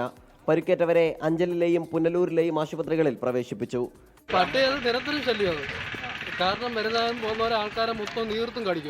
ആലപ്പുഴ മാവേലിക്കര KSCB ഓഫീസിലാണ് തെരുവുനായ ആക്രമണം നടത്തിയത്. ദേഹത്തേക്ക് ചാടി വീണാണ് നായ KSCB ജീവനക്കാരനെ കടിച്ചത്. രക്ഷപ്പെടുന്നതിനിടെ വീണ് മറ്റൊരു ജീവനക്കാരിക്ക് പരുക്കേറ്റു. സംഭവത്തിന്റെ CCTV ദൃശ്യങ്ങൾ 24-ന് ലഭിച്ചു. സംസ്ഥാനത്തിന്റെ വിവിധ ഭാഗങ്ങളിൽ തെരുവുനായ ആക്രമണമുണ്ടെങ്കിലും മതിയായ ഇടപെടലുണ്ടാകുന്നില്ല എന്നാണ് പരാതി. 24, കൊട്ടാരക്കര. കേരള സർവകലാശാലയിലെ PhD വിവാദത്തിൽ സംസ്കൃത വിഭാഗം മേധാവിക്കെതിരെ ജാതി അധിക്ഷേപത്തിന് പോലീസിൽ പരാതി നൽകിയ ഗവേഷണ വിദ്യാർത്ഥി. സംസ്കൃതം പഠിക്കുന്നതിന്റെ പേരിൽ വകുപ്പ് മേധാവി ഡോക്ടർ CN വിജയകുമാരി തന്നെ ജാതിയുമായി അപമാനിച്ചുവെന്നാണ് ഗവേഷണ വിദ്യാർത്ഥി ബിപിൻ വിജയന്റെ പരാതി. അധ്യാപകരുടെ ഭാഗത്തുനിന്ന് ഇത്തരം നടപടികൾ ഉണ്ടാകരുതെന്ന് ഉന്നത വിദ്യാഭ്യാസ മന്ത്രി ഡോക്ടർ R ബിന്ദു പ്രതികരിച്ചു. കഴക്കൂട്ടം അസിസ്റ്റന്റ് കമ്മീഷണർക്കാണ് കാര്യവട്ടം ക്യാമ്പസിലെ സംസ്കൃത ഗവേഷക വിദ്യാർത്ഥി വിപിൻ വിജയൻ പരാതി നൽകിയത്. ഡോക്ടർ CN വിജയകുമാരി നിരന്തരമായി ജാതി പറഞ്ഞ് അധിക്ഷേപിച്ചെന്നാണ് പരാതി. വളരെ വിഷമഘട്ടത്തിലാണ് കടന്നു പോകുന്നത്. കാരണം വഴി സമൂഹ മാധ്യമങ്ങളിൽ വന്നു അധിക്ഷേപം, ഒരുപാട് അധിക്ഷേപം പിന്നെ സോഷ്യൽ മീഡിയയിലും മറ്റ് തരത്തിലുള്ള രീതിയിൽ തന്നെ വേട്ടയാടിക്കൊണ്ടിരിക്കുകയാണ്. PhD സമയത്താണ് ഈ ടീച്ചർ തന്നെ കുറച്ചുകൂടി വേട്ടയാടാൻ വേണ്ടി ശ്രമിച്ചത്. അക്കാദമിക് യോഗ്യതയില്ലാത്തതിനാൽ കാര്യവട്ടം ക്യാമ്പസിലെ ഗവേഷക വിദ്യാർത്ഥിയായ വിപിൻ വിജയന് PhD അനുവദിക്കരുതെന്ന് ചൂണ്ടിക്കാണിച്ച ഡീനായ ഡോക്ടർ CN വിജയകുമാരി വൈസ് ചാൻസലർക്ക് കത്ത് നൽകി. പ്രബന്ധ ഗൈഡായ അധ്യാപികയോടുള്ള ഉദ്യോഗസ്ഥതല പ്രശ്നങ്ങളും തന്റെ സമുദായത്തിനോടുള്ള സ്പർദ്ധയും മൂലമാണെന്നും വിപിൻ പരാതിയിൽ പറയുന്നു. അധ്യാപകരുടെ ഭാഗത്തുനിന്ന് ഒരിക്കലും ഇത്തരം നടപടികൾ ഉണ്ടാകാൻ പാടില്ലെന്ന് ഉന്നത വിദ്യാഭ്യാസ മന്ത്രി പ്രതികരിച്ചു. ആ കുട്ടിയുടെ MPhil ഡിസർട്ടേഷൻ സാക്ഷ്യപ്പെടുത്തിയ അധ്യാപിക തന്നെ പറയുന്നത് വളരെ അപലപനീയമായ കാര്യമാണ്. അത് വളരെ വലിയൊരു വിരോധാഭാസമാണ്. എങ്ങനെയാണ് പെട്ടെന്ന് അങ്ങനെ ഒരു ബോധോദയം ആ അധ്യാപികയ്ക്ക് ഉണ്ടായതെന്ന് അറിയില്ല. കഴക്കൂട്ടം ACPക്ക് പരാതി നൽകുന്നതിനോടൊപ്പം വൈസ് ചാൻസലർക്കും വിപിൻ കത്തയച്ചിട്ടുണ്ട്. ഡോക്ടർ CN വിജയകുമാരിക്കെതിരെ പട്ടികജാതി പട്ടികവർഗ അതിക്രമം തടയൽ നിയമപ്രകാരം കേസെടുക്കണമെന്നാണ് പ്രധാന ആവശ്യം. 24, തിരുവനന്തപുരം. കോട്ടയം പാലയിൽ വാഹന അപകട കേസിൽ ഡെമ്മി പ്രതിയെ സ്റ്റേഷനിലെത്തിച്ച കാറുടമ ഓട്ടോറിക്ഷയിൽ ഇടിച്ച് വാഹനം നിർത്താതെ പോയ കേസിലാണ് ആൾമാറാട്ടം. വാഹനവും ഡെമ്മി ഡ്രൈവറെയും സ്റ്റേഷനിലെത്തിച്ച് വാഹന ഉടമ മുങ്ങിക്കളഞ്ഞു. അപകടത്തിൽ പരിക്കേറ്റ ഓട്ടോ യാത്രക്കാരി ഇപ്പോൾ ചികിത്സയിലാണ്. ടോബി ജോൺസൺ കോട്ടയത്ത് നിന്നും ടെലിഫോണിൽ. ടോബി, ആരാണ് ഈ മിടുക്കനായ വാഹന ഉടമ? SKN, നമുക്ക് ഇപ്പോൾ ലഭിക്കുന്ന വിവരം അനുസരിച്ച് പാലാ സ്വദേശിയായിട്ടുള്ള ജോർജ് കുട്ടി ആനത്തോട്ടത്തിലാണ് ഈ ഒരു നാടകീയ പരിപാടി അല്ലെങ്കിൽ പോലീസിനെ കബളിപ്പിക്കുന്ന പരിപാടി ചെയ്തതെന്നാണ് നമുക്ക് മനസ്സിലാക്കാൻ സാധിക്കുന്നത്. കഴിഞ്ഞ ദിവസമാണ് ഒരു ഓട്ടോറിക്ഷയിൽ ഈ ജോർജ് കുട്ടിയുടെ പേരിലുള്ള ടൊയോട്ട ഹൈറൈഡർ കാറ് ഇടിക്കുന്നത്. ഇടിയുടെ ആഘാതത്തിൽ ഈ വാഹനം മറിയുകയും അതിലുണ്ടായിരുന്ന യാത്രക്കാരിക്ക് ഗുരുതരമായി പരിക്കേൽക്കുകയും ചെയ്തു. തുടർന്നാണ് ഈ വാഹനം കോടതി സ്റ്റേഷനിൽ ഹാജരാക്കണമെന്ന് പോലീസ് ആവശ്യപ്പെടുന്നത്. അങ്ങനെ ഈ വാഹനം കോടതി സ്റ്റേഷനിൽ ഹാജരാക്കിയപ്പോൾ അതിന്റെ കൂടെ വന്നത് മറ്റൊരു വ്യക്തിയാണ്. അതായത് ഉടമസ്ഥൻ മറ്റൊരാളെ കൊണ്ടുവന്ന് ഹാജരാക്കുകയായിരുന്നു. ഇത് തുടർന്ന് പോലീസ് ഇയാളെ വിശദമായിട്ട് ചോദ്യം ചെയ്തു. ചോദ്യം ചെയ്തപ്പോഴാണ് ഈ വാഹന ഉടമയല്ല വന്നിരിക്കുന്നത് എന്ന് പോലീസിന് മനസ്സിലാവുന്നത്. തുടർന്ന് ഇയാളെ വിശദമായി ചോദ്യം ചെയ്തപ്പോഴാണ് ഇങ്ങനെ ഒരു നാടകം നടന്നു എന്ന് മനസ്സിലാവുന്നത്. അതിനുശേഷം ഈ സംഭവത്തിന് തൊട്ടു പിന്നാലെ പോലീസ് ഇത് കണ്ടുപിടിച്ചു എന്ന് മനസ്സിലായപ്പോൾ തന്നെ ജോർജ് കുട്ടി അവിടെ നിന്ന് മുങ്ങി എന്നുള്ളൊരു വിവരമാണ് നമുക്ക് ലഭിക്കുന്നത്. ഇയാളെ പോലീസ് തെരഞ്ഞുകൊണ്ടിരിക്കുകയാണ്. പോലീസിനെ കബളിപ്പിച്ചതിന് ഇരുവർക്കുമെതിരെ കേസെടുക്കാൻ പാലാ പോലീസ് ഇപ്പോൾ തീരുമാനിച്ചിട്ടുണ്ട്. അതേസമയം ഈ പരിക്കേറ്റ സ്ത്രീ ഇപ്പോഴും ഗുരുതരാവസ്ഥയിൽ ചികിത്സയിൽ തുടരുകയാണ്. Okay, thank U. ടോബി ജോൺസണാണ് വിവരങ്ങൾ നൽകിയത്. ഇവിടെ ഇപ്പോൾ ഈ പ്രതി ചാടിപ്പോകുന്നതിൻ്റെ സീസണാണെന്ന് തോന്നുന്നു. കാര്യം ബത്തേരിയിലെ പോലീസിന്റെ ജീപ്പിൽ നിന്ന് പ്രതി ചാടിപ്പോയി എന്ന് പറയുന്നു. കയ്പമംഗലം സ്വദേശി സുഹാസാണ് ചാടി രക്ഷപ്പെട്ടത്. തൃശ്ശൂരിൽ നിന്നും പോലീസ് കസ്റ്റഡിയിലെടുത്ത് ബത്തേരി സ്റ്റേഷനിലേക്ക് കൊണ്ടുപോകും വഴിയാണ് ഈ സംഭവം ഉണ്ടായത്. കോഴിക്കോട് മെഡിക്കൽ കോളേജ് പരിസരത്ത് നിന്നാണ് ഇദ്ദേഹം ചാടിയത്. ഇന്ന് പുലർച്ചെ 3 മണിക്കായിരുന്നു ഈ സംഭവം അരങ്ങേറിയത്. തദ്ദേശ തെരഞ്ഞെടുപ്പിന്റെ ചൂടിൽ കേരളം.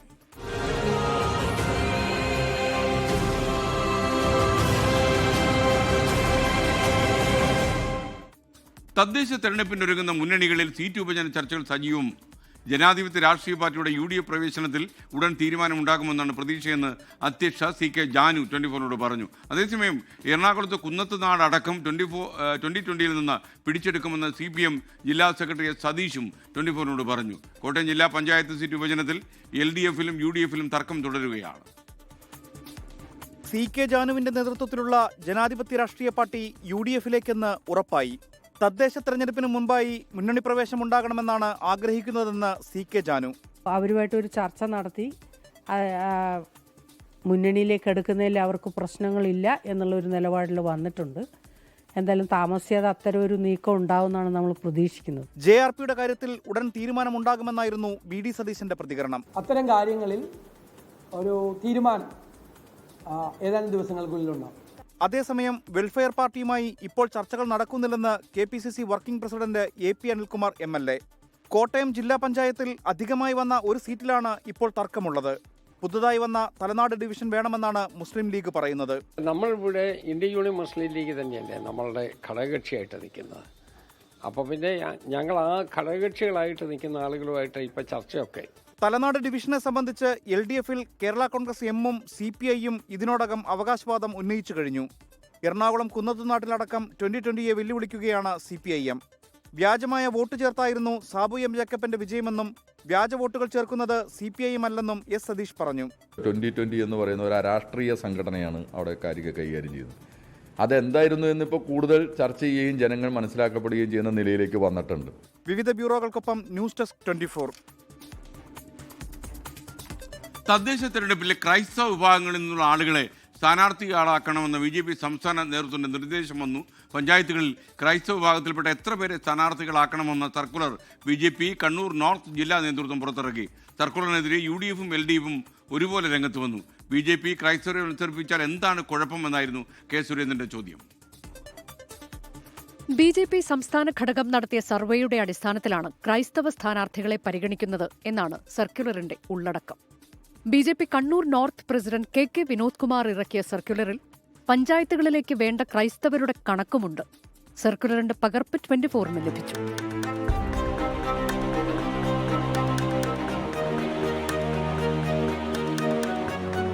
സർക്കുലറിനെ രൂക്ഷമായി വിമർശിച്ച മന്ത്രി V ശിവൻകുട്ടി രംഗത്ത് വന്നു.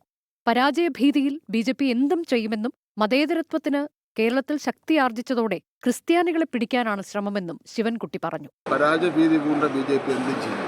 മതേതരത്വത്തിന് കേരളത്തിൽ ശക്തി പ്രാപിച്ചു വന്നു എന്നുള്ളത് കൊണ്ട് ക്രിസ്ത്യാനികളെ പിടിക്കാൻ വേണ്ടി നോക്കുകയാണ്.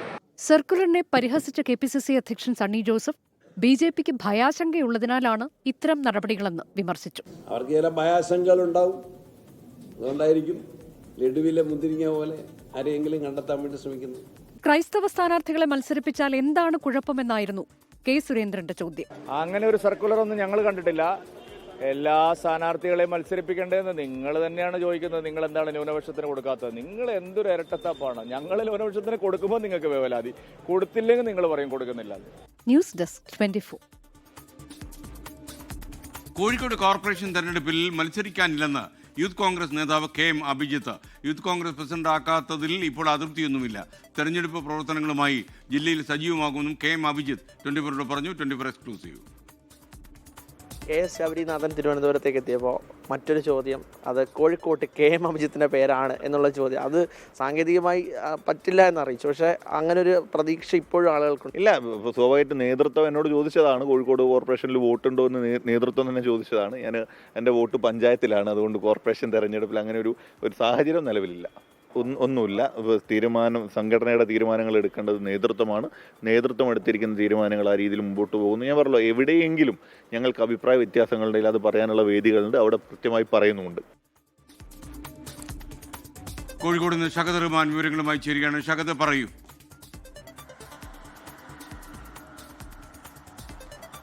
തദ്ദേശ തെരഞ്ഞെടുപ്പ് അടുത്ത പശ്ചാത്തലത്തിൽ ഇത്തവണ കോൺഗ്രസിനെ സംബന്ധിച്ചിടത്തോളം കോൺഗ്രസ് വലിയ ആത്മവിശ്വാസത്തിലാണ്. കാരണം നേരത്തെ തന്നെ സ്ഥാനാർത്ഥികളെ തീരുമാനിക്കുകയും മേയർ സ്ഥാനാർത്ഥിയെ ഉൾപ്പെടെ പ്രഖ്യാപിക്കുകയും ചെയ്തിട്ടുണ്ട്. ഔദ്യോഗികമായിട്ടുള്ള ഒരു പ്രഖ്യാപനം വന്നിട്ടില്ലെങ്കിൽ പോലും, അതായത് സ്ഥാനാർത്ഥികളെ ഔദ്യോഗികമായിട്ട് പ്രഖ്യാപിച്ചിട്ടില്ലെങ്കിൽ പോലും ഏകദേശം ധാരണയായിട്ടുണ്ട്. PM നിയാസ് ആയിരിക്കും ഇവിടുത്തെ മേയർ സ്ഥാനാർത്ഥി എന്നുള്ളതാണ് നമുക്ക് മനസ്സിലാക്കാൻ സാധിക്കുന്നത്.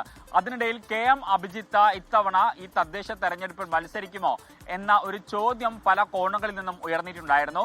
ആ സംശയങ്ങൾക്കുള്ള ഉത്തരമാണ് ഇപ്പോൾ KM അഭിജിത്ത് നൽകുന്നത്. അതായത് താൻ ഇത്തവണ തദ്ദേശ തെരഞ്ഞെടുപ്പിലേക്കില്ല, നേതൃത്വം തന്നെ ബന്ധപ്പെട്ടിട്ടുണ്ടായിരുന്നു, പക്ഷേ താൻ തന്റെ അഭിപ്രായം വ്യക്തമാക്കിയിട്ടുണ്ട്. മാത്രമല്ല, തനിക്ക് തദ്ദേശ തെരഞ്ഞെടുപ്പിൽ മത്സരിക്കാൻ താല്പര്യമില്ല എന്നുള്ള കാര്യവും നേതൃത്വത്തെ അറിയിച്ചിട്ടുണ്ട് എന്നതാണ് KM അഭിജിത്ത് പറഞ്ഞു വെക്കുന്നത്. മാത്രമല്ല, അഭിജിത്ത് താമസിക്കുന്നത് പഞ്ചായത്ത് പരിധിയിലാണ്. അതുകൊണ്ട് തന്നെ കോർപ്പറേഷനിലേക്ക് അഭിജിത്തിന്റെ ഒരു സാധ്യത നിലവിലെ സാഹചര്യത്തിൽ പൂർണ്ണമായിട്ടും തള്ളിക്കളയുകയാണ്. മറ്റൊരു പ്രധാനപ്പെട്ട സംഭവം നമുക്കറിയാം, ഈ യൂത്ത് കോൺഗ്രസ് സംസ്ഥാന അധ്യക്ഷനുമായി ബന്ധപ്പെട്ട് നടന്നിട്ടുള്ള വിവാദമാണ്. അതിൽ KM അഭിജിത്തിന്റെ പേരൊക്കെ പരിഗണിച്ചിട്ടുണ്ടായിരുന്നു. അതിൽ KM അഭിജിത്തിന്, അതായത് പേര് വെട്ടിയതിൽ KM അഭിജിത്തിന് വലിയ അതൃപ്തിയൊക്കെ ഉണ്ടായിരുന്നു. പക്ഷേ ആ അതൃപ്തി നിലനിൽക്കെ തന്നെ ഈ വിഷയം നേതൃത്വത്തെ അറിയിക്കുകയും ഇനിയുള്ള ദിവസങ്ങളിൽ തദ്ദേശ തെരഞ്ഞെടുപ്പിനായുള്ള ഒരുക്കങ്ങളിലുമാണ്. മാത്രവുമല്ല, കോർപ്പറേഷനിലും പഞ്ചായത്തിലും തന്റെ സജീവ സാന്നിധ്യം ഉണ്ടാകുമെന്നും KM അഭിജിത്ത് പറഞ്ഞു വെക്കുകയാണ്. ഇപ്പോൾ ട്രെയിൻ യാത്രക്കിടയിൽ ഒരുപാട് സുരക്ഷിതത്വ പ്രശ്നങ്ങൾ സ്ത്രീകൾക്ക് ഉണ്ടാകുന്നു. അനിഷ്ട സംഭവങ്ങളൊക്കെ അസാധാരണമല്ല, സാധാരണമാണ് താനും. ഇപ്പോൾ പരാതി അറിയിക്കാൻ, ഇങ്ങനെയുള്ള കേസുകളിലൊക്കെ പരാതി അറിയിക്കാൻ ഒരു പുതിയ സംവിധാനവുമായി കേരള പോലീസ് രംഗത്ത് വന്നു. യാത്രക്കിടയിൽ അടിയന്തര സാഹചര്യങ്ങൾ ഉണ്ടായാൽ 112 112 എന്ന നമ്പറിൽ നിങ്ങൾക്ക് പോലീസിനെ ബന്ധപ്പെടാം. അതുപോലെ 112 അല്ലാതെ വാട്സാപ്പ് മുഖേനയും വിവരങ്ങൾ അറിയിക്കാം. വാട്സാപ്പ് നമ്പർ പറയാം, 9497 935859. നമ്പർ ഒരിക്കൽ കൂടി 9497 935859. ഈ നമ്പറിലെ വാട്സപ്പ് സന്ദേശങ്ങൾ നിങ്ങൾ അയക്കാം. പോലീസിൻ്റെ സഹായം വേണമെങ്കിൽ നിങ്ങൾക്ക് ആവശ്യപ്പെടാം. ഓടുന്ന ട്രെയിനിലാണെങ്കിൽ പോലും പോലീസിന് പലതും ചെയ്യാൻ കഴിയും എന്നുള്ളതാണ് ഏറ്റവും പ്രധാനപ്പെട്ട കാര്യം. അപ്പോൾ ഇങ്ങനെ 112 എന്നൊരു സംവിധാനവും 9497 935859 എന്നൊരു വാട്സാപ്പ് നമ്പരും നിങ്ങളുടെ സുരക്ഷയ്ക്കായിട്ടുണ്ട് എന്ന കാര്യം ട്രെയിനിൽ സഞ്ചരിക്കുന്ന ആളുകൾ മറക്കേണ്ട. മറ്റൊരു വാർത്തയിലേക്ക്. ഹരിയാനയിൽ ഒറ്റ വീട്ടു നമ്പറിൽ 66 വോട്ടർമാരുണ്ടെന്ന പ്രതിപക്ഷ നേതാവ് രാഹുൽ ഗാന്ധിയുടെ ആരോപണം ശരിയാണെങ്കിലും ആസൂത്രിതമായല്ല ഇതെന്നാണ് സ്ഥിരീകരണം. കൂട്ടുകുടുംബമായി വെവ്വേറെ താമസിക്കുന്നവർക്ക് ഒറ്റ വീട്ടു നമ്പർ കിട്ടിയത് BLOയ്ക്ക് സംഭവിച്ച പിഴവെന്നാണ് ഇവിടുത്തെ വോട്ടേഴ്സ് പറയുന്നത്. രാഹുൽ സൂചിപ്പിച്ച ഗ്രാമത്തിൽ 24 സംഘം നേരിട്ട് അന്വേഷണം നടത്തി. ആരോപണത്തിന്റെ വസ്തുത ബോധ്യപ്പെട്ടു. BJP Vice Chairman Zilla Parishad Palwal, he's allowed to have 66 voters on the list by saying they're in his house. Rahul പറഞ്ഞ ആ BJP നേതാവ് ഹോദൽ ജില്ലാ പരിഷത്ത് വൈസ് ചെയർമാൻ ഉമേഷ് ഗുദ്രനെ കുറിച്ചാണ്. ഇതിലെന്തെങ്കിലും വാസ്തവമുണ്ടോ എന്നറിയാനാണ് ഞങ്ങൾ ഹരിയാന ഹോദൽ ജില്ലയിലെ ഗുദ്രന ഗ്രാമത്തിലേക്ക് പോയത്. രാഹുൽ ഗാന്ധിയുടെ ദി H ഫയൽസിലെ ഒരു പ്രധാനപ്പെട്ട ആരോപണം എന്ന് പറയുന്നത് ഹരിയാനയിലെ ഹോഡൽ എന്ന് പറയുന്ന നിയമസഭാ മണ്ഡലത്തിൽ അവിടുത്തെ ഒരു BJP നേതാവിന്റെ വീട്ടഡ്രസ്സിൽ 66 അംഗങ്ങൾ താമസിക്കുന്നു എന്നതായിരുന്നു. ഇത് അന്വേഷിക്കാനാണ് നമ്മൾ ഡൽഹിയിൽ നിന്ന് ഈ ഹോഡലിലെ ഗുദ്രന എന്ന് പറയുന്ന ഗ്രാമത്തിലേക്ക് എത്തിയത്. സിഹ എന്ന ഗ്രാമത്തിൽ നിന്ന് 80 വർഷം മുമ്പ് കുടിയേറിയതാണ് ഉമേഷിന്റെ മുതുമുത്തശ്ശനും 3 സഹോദരങ്ങളും. 4 തലമുറകളും വീട് വെച്ച് താമസിക്കുന്നത് തൊട്ടടുത്തായി 5 ഏക്കർ സ്ഥലത്ത്. हमारे जो पिताजी हरे वो तो 4 भाई थे और 4 भाई में 3 एक के हैं, 2 एक के हैं, 5 एक हैं, तो 9 तो वो हो गए और 9 भाई हम एक हैं, एक ही माँ के एक बाप. വീട്ടിലേക്ക് വന്നപ്പോൾ നമ്മൾ ആദ്യം വിചാരിച്ചത് ഒരു രാഷ്ട്രീയ പാർട്ടിയുടെ ഓഫീസാണെന്നാണ് കരുതിയത്. ഒരു രമേശ് ഗുദ്രാന എന്ന് എഴുതിയിട്ടുണ്ട്. അതിൻ്റെ മുകളിൽ കുറച്ച് ആളുകളുടെ ഫോട്ടോ ഇട്ടിട്ടുണ്ട്. ഞാൻ ആദ്യം കരുതിയത് ഇവിടുത്തെ രാഷ്ട്രീയ പാർട്ടിയിലെ പ്രധാനപ്പെട്ട നേതാക്കളാണ്, പക്ഷേ ഇവരുടെ കുടുംബാംഗങ്ങൾ ആണ് എന്നാണ് പിന്നീട് മനസ്സിലായത്. 1986 പണിത വീടിന് നമ്പർ 150. പിന്നീട് തൊട്ടടുത്തായി പണിത വീടുകൾക്കും ID കാർഡ് കിട്ടിയപ്പോൾ BLO 150 എന്ന് എഴുതി. ഇതിൽ എല്ലാ പേരും എത്തിയിട്ടില്ല. ഇതിൽ എൻ്റെ കയ്യിലുള്ള എല്ലാ വോട്ടർ ID കാർഡും കയ്യിൽ നിൽക്കുന്നില്ല, അത്രയും വോട്ടർ ID കാർഡ് എൻ്റെ കയ്യിലുണ്ട്. എല്ലാം 150 എന്ന വീട്ടു നമ്പർ തന്നെയാണ്. 2009 കുടുംബ വീടിന്റെ അതേ നമ്പർ തന്നെ മറ്റുള്ളവർക്കും എഴുതി നൽകിയ BLOയ്ക്ക് സംഭവിച്ച പിഴവാണ് രാഹുൽ ഗാന്ധിയുടെ ആരോപണത്തിലേക്ക് വഴിവെച്ചത്. എന്നാലും വോട്ടർ ID കാർഡിൽ ഒരേ വീട്ടു നമ്പർ വന്നിട്ട് വർഷങ്ങളായിട്ടും അത് കണ്ടെത്തി തിരുത്താത്ത തെരഞ്ഞെടുപ്പ് കമ്മീഷന്റെ പിടിപ്പുകേടിന് ആര് ഉത്തരം പറയും? ഹരിയാനയിലെ ഗുദ്രനയിൽ നിന്നും മോഹൻകുമാറിനൊപ്പം അജീഷ് ജയകുമാർ, 24. കോൺഗ്രസിന്റെ വോട്ടുകൊള്ള ആരോപണത്തിനിടെ സോഷ്യൽ മീഡിയയിൽ ചിത്രം പങ്കുവച്ച് വിവാദത്തിൽപ്പെട്ടു പൂനെയിലെ അഭിഭാഷക. താൻ മോഡിഫൈഡ് ഇന്ത്യക്ക് വേണ്ടി വോട്ട് ചെയ്തെന്നും വോട്ട് ചെയ്യണമെന്നും ഇന്നലെ അഭിഭാഷക സമൂഹ മാധ്യമങ്ങളിൽ പോസ്റ്റ് പങ്കുവച്ചു. വിവാദമായതോടെ താൻ വോട്ട് ചെയ്തിട്ടില്ലെന്നും പഴയ ഫോട്ടോ വോട്ടേഴ്സിന് വേണ്ടി പ്രോത്സാഹനമാകാൻ പങ്കുവച്ചതാണെന്നും യുവതി വിശദീകരിച്ചു. ഈ ഇരു കൈയിലും മഷി പുരട്ടിയ നിലയിൽ മാധ്യമങ്ങൾക്ക് മുന്നിലെത്തിയ LJP MP സംഭവി ചൗധരിയും വിവാദത്തിലായി. ശ്രീനാഥ് ചന്ദ്രൻ പട്നയിൽ നിന്ന് വിവരങ്ങളുമായി ചേരുകയാണ്. പറയൂ ശ്രീനാഥ്. SKN വളരെ കൗതുകമുണ്ടാക്കുന്ന ചില സംഭവങ്ങളാണ് ഇന്നലെ ഇപ്പോൾ ഉണ്ടായിട്ടുള്ളത്. ഇന്നിപ്പോൾ ഉർമി എന്ന അഭിഭാഷക അവർ ഈ ബീഹാർ തെരഞ്ഞെടുപ്പിൽ വോട്ട് ചെയ്തു എന്ന മട്ടിലാണ് ആ പോസ്റ്റ് കണ്ടാൽ ആർക്കും പെട്ടെന്ന് തോന്നുക. അവർ വിരൽ മഷി പുരട്ടിയ ചിത്രമാണ് പങ്കുവച്ചിരിക്കുന്നത്. മോഡിഫൈഡ് ഇന്ത്യക്ക് വേണ്ടി വോട്ട് ചെയ്തു എന്ന് ഇന്നലത്തെ ദിവസം അവർ ഒരു ഫോട്ടോ പങ്കുവയ്ക്കുമ്പോൾ അത് അവർ അന്ന് ചെയ്തത് എന്ന രീതിയിലാണ് അതിന് സ്വാഭാവിക ഒരു വിലയിരുത്തൽ ഉണ്ടാവുക. അത് തന്നെ സംഭവിച്ചു. കോൺഗ്രസ് ആ ചിത്രം ഏറ്റുപിടിച്ചു. ഇവർ വ്യാജ വോട്ട് ചെയ്തു, മഹാരാഷ്ട്രയിൽ വോട്ടുള്ള ഇവരെങ്ങനെയാണ് ബീഹാറിൽ വോട്ട് ചെയ്തതെന്ന ചോദ്യമായിരുന്നു. വിവാദമായതോടെയാണ് പിന്നീട് ഈ അഭിഭാഷക ഉർമി എന്ന ഈ അഭിഭാഷക തന്നെ പറഞ്ഞു, ഞാൻ ഇന്നലെ ചെയ്ത വോട്ടല്ല, അത് മുൻപ് ചെയ്ത മഹാരാഷ്ട്രയിൽ ചെയ്ത വോട്ടാണ്, പക്ഷേ ആ ചിത്രം ഒന്ന് പങ്കുവെച്ച് വോട്ടർമാരെ ഒന്ന് പ്രോത്സാഹിപ്പിക്കുകയായിരുന്നു എന്നതായിരുന്നു അവർ പറഞ്ഞത്. മോഡിഫൈഡ് ഇന്ത്യക്ക് വേണ്ടി വോട്ട് ചെയ്യൂ എന്നതായിരുന്നു ആ പോസ്റ്റിൽ അവർ എഴുതിയ ക്യാപ്ഷൻ എന്ന് നമുക്കറിയാം. ഈ രണ്ടാമത്തെ സംഭവം സമസ്തിപൂരിൽ നിന്നാണ്. സമസ്തിപൂരിൽ നിന്നുള്ള LJPയുടെ MP ആണ് ഈ സംഭവി ചൗധരി എന്നത്. അവർ ആദ്യം ക്യാമറയ്ക്ക് മുന്നിൽ വോട്ട് ചെയ്തെത്തി ആദ്യം വിരൽ ഉയർത്തിയത് വലത് കൈയിലെ ചൂണ്ടുവിരലായിരുന്നു. സാധാരണ ഇടത് കൈയിലെ ചൂണ്ടുവിരലാണ് നമ്മുടെ രാജ്യത്ത് തെരഞ്ഞെടുപ്പ് സമയത്ത് മഷി പുരട്ടുന്നത്. എന്നാൽ വലത് കൈയിൽ ആദ്യം കാണിക്കുന്നു, പിന്നീട് ഇടത് വിരലും ഉയർത്തി കാണിക്കുന്നു. എങ്ങനെയാണ് ഈ 2 വിരലിലും മഷി വന്നത്? ഇവർ 2 വോട്ട് ചെയ്തു എന്നൊരു ആരോപണമാണ് പിന്നാലെ ഉയർന്നത്. അതൊരു അബദ്ധം പറ്റിയതാണ് എന്ന രീതിയിലാണ് ഈ MP പറയുന്നത്. വലതുവശത്ത് അബദ്ധവശാൽ മഷി പുരട്ടി, പിന്നീട് തെറ്റ് മനസ്സിലാക്കി ഇടതുവശത്തും പുരട്ടുകയായിരുന്നു എന്നതാണ് MP പറയുന്നത്. പക്ഷേ തെരഞ്ഞെടുപ്പ് കമ്മീഷൻ ഇതുമായി ബന്ധപ്പെട്ട് എന്തെങ്കിലും ഒരു പ്രതികരണം നടത്തിയിട്ടില്ല. ഈ മണിക്കൂറിൽ വരുന്ന ഏറ്റവും പ്രധാനപ്പെട്ട വാർത്തകൾ ഉൾപ്പെടുത്തി ന്യൂസ് എക്സ്പ്രസ് ആരംഭിക്കുന്നു. മുൻ chief secretary K. Jayakumar Travancore Devaswom board പ്രസിഡന്റാകും. വിദേശ സന്ദർശനം കഴിഞ്ഞ് മുഖ്യമന്ത്രി പിണറായി വിജയൻ മടങ്ങിയെത്തിയാൽ ഉടനെ ഉത്തരവിറങ്ങും. ചുമതല സന്തോഷത്തോടെ ഏറ്റെടുക്കുമെന്ന് K. ജയകുമാർ 24നോട് വന്നു കഴിഞ്ഞതിന് ശേഷം നമുക്ക് കൂടുതൽ പ്രതികരിക്കും. ഇതിപ്പോൾ ഞാൻ നിങ്ങളെപ്പോലെ കേട്ടു എന്നുള്ളത് ശരിയാണ്, പേര് പരിഗണിക്കുന്നു എന്ന് ഞാൻ മനസ്സിലാക്കുന്നുള്ളൂ. അങ്ങനെ തീരുമാനം വരികയാണെങ്കിൽ ഞാനത് ചുമതലയേക്കുന്നതിന് എനിക്ക് സന്തോഷമുണ്ട്. കാരണം എനിക്കറിയാവുന്നുള്ളൊരു മേഖലയാണ്. സർക്കാർ നീക്കം ശബരിമലയിലെ സ്വർണ്ണക്കൊള്ളയിൽ ഹൈക്കോടതി കടുത്ത നിലപാടെടുത്തതിന് പിന്നാലെ ശബരിമല സ്വർണ്ണക്കൊള്ള കേസിൽ മുരാരി ബാബുവും സുധീഷ് കുമാറും വീണ്ടും SIT കസ്റ്റഡിയിൽ. 7ാം പ്രതി KS ബൈജുവിനെ റിമാൻഡ് ചെയ്തു. അറ്റകുറ്റപ്പണികൾക്ക് ശേഷം സന്നിധാനത്തെത്തിച്ച കട്ടിളപ്പാളികൾ പരിശോധിക്കുന്നതിൽ KS ബൈജു വീഴ്ച വരുത്തിയെന്ന് റിമാൻഡ് റിപ്പോർട്ട്. ദേവസ്വം സ്മിത്തിന്റെ സാന്നിധ്യം ഉറപ്പാക്കിയില്ലെന്നും പ്രത്യേക അന്വേഷണ സംഘം SIT. 24 exclusive. Sabarimala Mandala Makaravilakku ഡ്യൂട്ടിക്കുള്ള special ഓഫീസേഴ്സിന്റെ പട്ടികയിൽ ആരോപണ വിധേയരായ ഉദ്യോഗസ്ഥരും. പമ്പയിൽ സ്പെഷ്യൽ ഓഫീസറായി നിയമിച്ചത് തൃശൂർ പൂരം അലങ്കോലപ്പെട്ട കേസിൽ ആരോപണ വിധേയനായ അങ്കിത് അശോകനെ.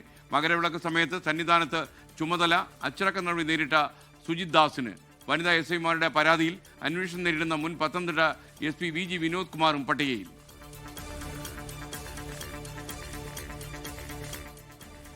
തിരുവനന്തപുരം ലൈറ്റ് മെട്രോയുടെ ആദ്യഘട്ട അലൈൻമെന്റ് അംഗീകാരം. പാപ്പനംകോട് ആരംഭിച്ച ഈഞ്ചക്കൽ അവസാനിക്കുന്ന 31 കിലോമീറ്റർ പാതയിൽ 27 സ്റ്റേഷനുകൾ.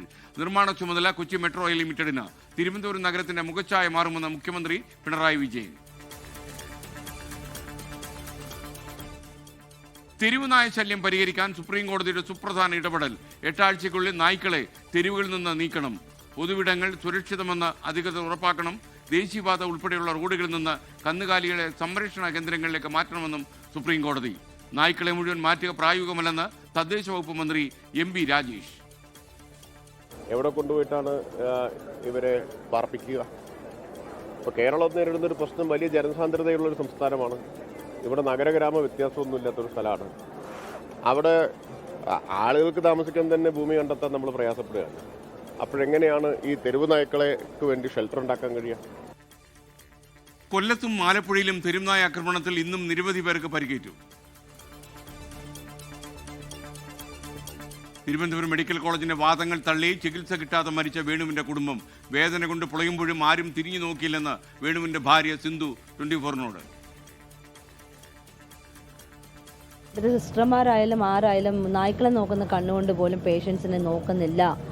സർക്കാർ അതായത് നമ്മൾ കൊടുക്കുന്ന നികുതി പണം യൂസ് ചെയ്ത് അവർക്ക് ശമ്പളം കൊടുക്കുന്നു. പക്ഷേ അവരുടെ വിചാരം അവർ എന്തൊക്കെയോ ആണെന്നുള്ള രീതിയിലാണ് പേഷ്യൻസിനെ കൺസിഡർ ചെയ്യുന്നത്. അവിടെ പ്രോട്ടോകോൾ പ്രകാരമുള്ള എല്ലാ ചികിത്സയും ഉറപ്പാക്കിയെന്ന് ആവർത്തിച്ച് മെഡിക്കൽ കോളേജ്. ഇവിടെ കൊടുക്കാവുന്ന ഏറ്റവും ബെസ്റ്റ് ചികിത്സ കൊടുത്തു. ഞങ്ങളിവിടെ കൊടുക്കുന്ന ചികിത്സ എന്ന് പറയുന്നത് അത് പ്രോട്ടോകോൾ അനുസരിച്ചുള്ള ചികിത്സ മാത്രമേ കൊടുക്കത്തുള്ളൂ. വന്നു കഴിഞ്ഞ് 24 മണിക്കൂറിന് കഴിഞ്ഞിട്ടും ആൻജിയോപ്ലാസ്റ്റി ചെയ്യണമെന്ന് ഞങ്ങൾ ആ പ്രോട്ടോകോൾ നോക്കിയിട്ട് ചെയ്യാറുള്ളൂ. ആ പ്രോട്ടോകോൾ നോക്കി വേണ്ട എല്ലാ ചികിത്സയും കൊടുത്തു. ആരോഗ്യമന്ത്രി രാജിവെച്ച് ഇറങ്ങിപ്പോകണമെന്ന് പ്രതിപക്ഷ നേതാവ് VD സതീശൻ. വാർത്താ സമ്മേളനത്തിനിടെ അധിക്ഷേപിച്ച യൂട്യൂബർക്ക് ചുട്ട മറുപടിയുമായി നടി ഗൗരി കൃഷ്ണൻ. നടിയുടെ ഭാരം എത്രയെന്ന് ചോദിച്ച യൂട്യൂബർക്ക് ശക്തമായ ഭാഷയിൽ നടിയുടെ മറുപടി. அது என்ன பத்தி கேட்ட சொன்னா எனக்கு ஒரு ஒபினியன் இருக்காதா? ஆமா, அதுக்கு நான் ஜீரோ சைட்ல இருக்கணுமா? நீங்க பாடி ஷேம் தான் பண்ணீங்க, அது தப்பு தான். Like I would like to take this opportunity. இல்ல நான் மன்னிப்புலாம் கேட்க மாட்டேங்க. ஹலோ சார், நீங்க தான் மன்னிப்பு கேட்கணும். നടിയെ പിന്തുണയ്ക്കാതിരുന്ന സംവിധായകൻ അബിൻ ഹരിഹരനും നടൻ ആദിത്യ മാധവനും വിമർശനം. ഗൗരിയെ അഭിനന്ദിച്ച് ഗായിക ചിന്മയി ഉൾപ്പെടെ പ്രമുഖർ രംഗത്ത് വന്നു. പിന്തുണയുമായി താരസംഘടനയായ അമ്മയും. പുരാവസ്തു തട്ടിപ്പ് കേസ് പ്രതി മോൻസൺ മാവുങ്കലിന്റെ വീട്ടിൽ മോഷണം നടന്നു. കവർച്ച നടന്ന് ക്രൈംബ്രാഞ്ച് സീൽ ചെയ്ത കലൂർ ആസാദ് റോഡിലെ വാടക വീട്ടിൽ 20 കോടിയുടെ വസ്തുക്കൾ നഷ്ടപ്പെടുന്ന മോൻസൺ വീട്ടിൽ പരിശോധന നടത്തി പോലീസ്. തദ്ദേശ തെരഞ്ഞെടുപ്പിലെ ക്രൈസ്തവ വിഭാഗത്തിൽ നിന്നുള്ളവരെ സ്ഥാനാർത്ഥികളാക്കണമെന്ന് BJPയുടെ സർക്കുലർ. രേഖാമൂലം നിർദ്ദേശം നൽകിയത് കണ്ണൂർ ജില്ലാ നേതൃത്വം. വിമർശനവുമായി CPIഎമ്മും കോൺഗ്രസും. തെരഞ്ഞെടുപ്പിൽ UDF ജമാഅത്ത് ഇസ്ലാമി കൂട്ടുകെട്ടെന്ന് MB ഗോവിന്ദൻ. മുസ്ലിം സമുദായത്തെ ലക്ഷ്യമിട്ട് ഔട്ട്റീച്ച് പ്രോഗ്രാമുമായി കേരള BJP. ഹജ്ജ് കർമ്മം പൂർത്തിയാക്കിയവരുടെ വീടുകളിൽ പ്രധാനമന്ത്രിയുടെ ആശംസാ കാർഡുകൾ എത്തിക്കും. BJPയോടുള്ള വിശ്വാസം വളർത്തിയെടുക്കുക ലക്ഷ്യമെന്ന് സംസ്ഥാന അധ്യക്ഷൻ രാജീവ് ചന്ദ്രശേഖർ. പ്രോഗ്രാം ഇന്ന് തുടങ്ങുന്നു. കൂടെ ഉണ്ടാവും ഞങ്ങൾ. അത് ഏത് മലയാളിയാണെങ്കിലും അവരുടെ പ്രശ്നങ്ങൾ പരിഹരിക്കാൻ ഈ പാർട്ടി തയ്യാറാണെന്ന് പറയാനാണ് ഈ മുസ്ലിം ഔട്ട്റീച്ചിന്റെ പ്രോഗ്രാം ഇന്ന് തുടങ്ങുന്നത്. ശബരിമല കേന്ദ്ര സർക്കാർ ഏറ്റെടുക്കണമെന്ന ആവശ്യമുയർത്തിയും ഗൃഹസന്ദർശനം. രാഹുൽ ഗാന്ധി വോട്ട് ചോരി ആരോപണം ഉന്നയിച്ച ഹരിയാനയിലെ ഗ്രാമങ്ങളിലൂടെ 24 അന്വേഷണം. BJP നേതാവിന്റെ പേരുള്ള വീട്ടു നമ്പറിൽ നിരവധി വോട്ടേഴ്സ്. ഒരേ പ്ലോട്ടിൽ പല വീടുകളായി താമസിക്കുന്നവരെ എന്ന വിശദീകരണം. ये मतलब जहाँ सारे बड़े बूढ़े रहते थे, जो हमारे दादा और 4 भाई थे, वो यहीं रहते थे. तो इसको अब जैसे ही परिवार बड़े हैं, बढ़ने के बाद में क्या है कि अपने अपने अलग अलग मकान बना लिए. यहाँ हमने बैठक टाइप में, जहाँ पे हमारा जैसे सोशल वर्क जो भी होता है. ഒറ്റ വീട്ടു നമ്പർ എങ്ങനെയെന്ന ചോദ്യത്തിന് ഉത്തരമില്ല. നെല്ല് സംഭരണത്തിലെ പ്രതിസന്ധി പരിഹരിക്കുന്ന ബദൽ നീക്കവുമായി സർക്കാർ. ഫുഡ് കോർപ്പറേഷൻ ഓഫ് ഇന്ത്യയും സഹകരണ സംഘങ്ങളും നെല്ല് സംഭരിക്കും. നീക്കം മില്ലുടമകളുടെ ചൂഷണം അവസാനിപ്പിക്കാനെന്ന് കൃഷി വകുപ്പ് മന്ത്രി P. പ്രസാദ്. ഇതുവരെ സംഭരിച്ച നെല്ലിന്റെ തുക ഉടൻ നൽകുമെന്ന് ഭക്ഷ്യവകുപ്പ് മന്ത്രി GR അനിൽ. പാലക്കാട് സംസ്ഥാന സ്കൂൾ ശാസ്ത്രോത്സവ വേദിയിൽ രാഹുൽ മാങ്കൂട്ടത്തിൽ MLAക്കൊപ്പം വേദി പങ്കിടാതെ BJP കൗൺസിലർ. വേദിയിൽ നിന്നിറങ്ങിപ്പോയത് കൗൺസിലർ മിനി കൃഷ്ണകുമാർ. രാഹുൽ എത്തിയത് മന്ത്രിമാരായ MP രാജേഷും V ശിവൻകുട്ടിയും വേദിയിലിരിക്കെ. വർക്കിംഗ് പ്രസിഡന്റുമാർക്ക് മേഖല തിരിച്ച് ചുമതല നൽകി കോൺഗ്രസ്. തെക്കൻ മേഖലയുടെ ചുമതല PC വിഷ്ണുനാഥിന്, മധ്യമേഖലയുടെ ചുമതല AP അനിൽകുമാറിനും വടക്കൻ മേഖലയുടെ ചുമതല ഷാഫി പറമ്പലിനും. നെയ്യാറ്റിങ്കര സംഘടനാ ചുമതലയുള്ള ജനറൽ സെക്രട്ടറി, ജില്ലകളുടെ ചുമതല KPC വൈസ് പ്രസിഡന്റുമാർക്ക്. അഹമ്മദാബാദ് വിമാനാപകടത്തിൽ പൈലറ്റുമാരെ കുറ്റപ്പെടുത്താൻ കഴിയില്ലെന്ന് സുപ്രീം കോടതി. പൈലറ്റുമാർക്ക് പിഴവ് സംഭവിച്ചെന്ന വിദേശ മാധ്യമ റിപ്പോർട്ടിന് കോടതിയുടെ വിമർശനം. വിദേശ മാധ്യമ റിപ്പോർട്ടുകൾക്ക് ഇന്ത്യൻ നീതിന്യായ വ്യവസ്ഥയെ സ്വാധീനിക്കാൻ കഴിയില്ലെന്ന ജസ്റ്റിസ് ബാഗ്ചി. വിവിധ ആവശ്യങ്ങൾ ഉന്നയിച്ച് ഈ മാസം 13-ന് സമ്പൂർണ്ണ പണിമുടക്ക് നടത്താൻ സർക്കാർ ഡോക്ടേഴ്സ്. അടിയന്തര സേവനങ്ങൾ ഒഴികെ എല്ലാ സേവനങ്ങളിൽ നിന്നും വിട്ടുനിൽക്കുമെന്ന ഡോക്ടേഴ്സ്. സമാധാനപരമായി സമരം ചെയ്തിട്ടും സർക്കാർ ചർച്ചയ്ക്ക് വിളിച്ചില്ലെന്ന് സംഘടന. ജനങ്ങളുടെ ബുദ്ധിമുട്ടിന് ഉത്തരവാദി സർക്കാരെന്നും കുറ്റപ്പെടുത്തൽ.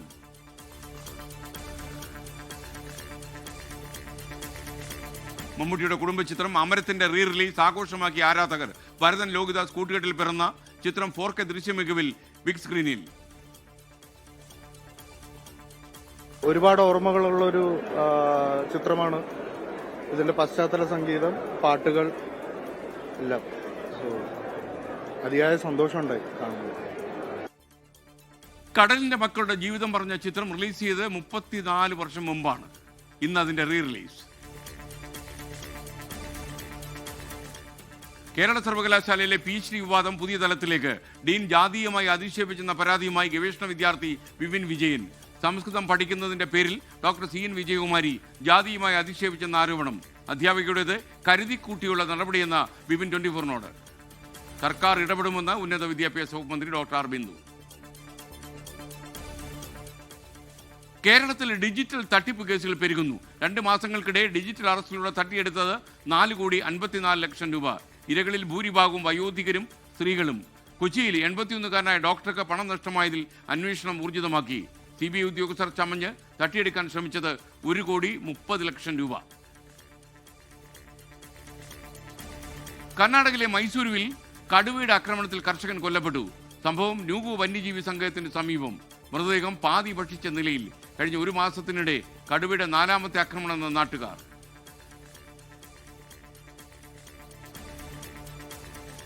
പമ്പയിലും സന്നിധാനത്തും രാസവസ്തു അടങ്ങിയ കുങ്കുമം നിരോധിക്കണമെന്ന് ഹൈക്കോടതി. ദേവസ്വം ബെഞ്ച്. സന്നിധാനത്ത് പ്ലാസ്റ്റിക് ഷാംപൂ സാക്ഷികളുടെ വിൽപ്പനയും ഉപയോഗവും തടഞ്ഞു.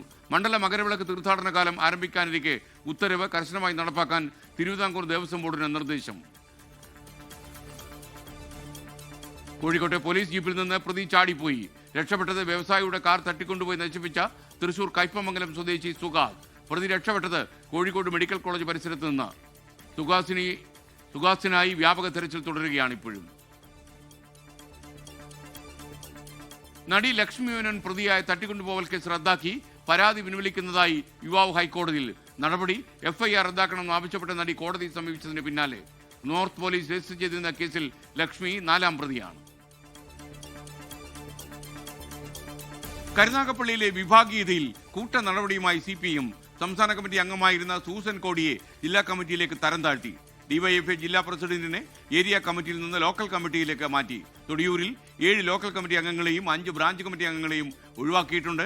കല്ലേലി ഭാഗത്ത് 3 ബ്രാഞ്ച് സെക്രട്ടറിമാരെ മാറ്റി. ആഫ്രിക്കയിൽ നടക്കുന്ന സൗഹൃദ മത്സരത്തിനുള്ള അർജന്റീന ടീമിനെ പ്രഖ്യാപിച്ചു. നായകൻ ലിയോണൽ മെസ്സി അടക്കം സൂപ്പർ താരങ്ങൾ ടീമിൽ. അങ്കോളയ്ക്കെതിരായ മത്സരം നവംബർ 14-ാം തീയതി.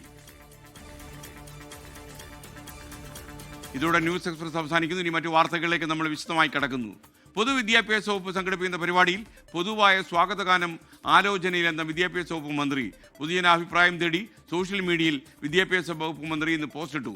ഭരണഘടനാ മൂല്യങ്ങളും ശാസ്ത്രബോധമുള്ള പാട്ടുകളാണ് വേണ്ടതെന്നും V ശിവൻകുട്ടി പറഞ്ഞു. പൊതുവിദ്യാഭ്യാസ വകുപ്പിന്റെ പാഠ്യേതര പ്രവർത്തനങ്ങളുടെ ഭാഗമായി വിവിധ ചടങ്ങുകൾ സംഘടിപ്പിക്കുന്നുണ്ട്. ആ ചടങ്ങുകളിൽ പരിപാടി ആരംഭിക്കുന്നതിന് മുമ്പ് വിവിധ രൂപത്തിലുള്ള ഗാനങ്ങളാണ് കുട്ടികളെ കൊണ്ട് അധ്യാപകർ പാടിപ്പിക്കുന്നത്. അത് നമ്മുടെ മതേതരത്വത്തിലും ഒക്കെ തന്നെ വിശ്വസിക്കുന്ന ഒരു സംസ്ഥാനത്ത് അത് പൂഷണമാണോ എന്നെ സംബന്ധിച്ചിടത്തോളം നമ്മൾ ആലോചിക്കേണ്ടതായിട്ടുണ്ട്. ശാസ്ത്രമേള നടക്കുമ്പോൾ ആലോചിക്കാൻ വേണ്ടി പറ്റുന്നു. മതനിരപേക്ഷ ശാസ്ത്രചിന്തയുള്ള ഒരു ഭരണഘടനാ മൂല്യങ്ങൾ ഉയർത്തിപ്പിടിക്കുന്ന ഒരു ഗാനം അല്ലേ നമുക്ക് ആവശ്യം? എല്ലാ സ്കൂളുകളിലും ഒരേ രൂപത്തിലുള്ള ഒരു ഗാനമല്ലേ നമുക്ക് ആവശ്യമെന്നതിനെ സംബന്ധിച്ചിടത്തോളം ഒരു ചർച്ച സമൂഹത്തിൽ നടക്കട്ടെ എന്ന കാര്യം ഞാൻ ഇവിടെ സൂചിപ്പിക്കാൻ വേണ്ടി ഞാൻ ആഗ്രഹിക്കുകയാണ്. മേഘ്ന മുരളി വിവരങ്ങളുമായി ചേർന്നു. മേഘ്ന, ഏത് സാഹചര്യത്തിലാണ് വിദ്യാഭ്യാസ മന്ത്രി ഇങ്ങനൊരു നിർദ്ദേശം ഫേസ്ബുക്കിൽ വെച്ചത്?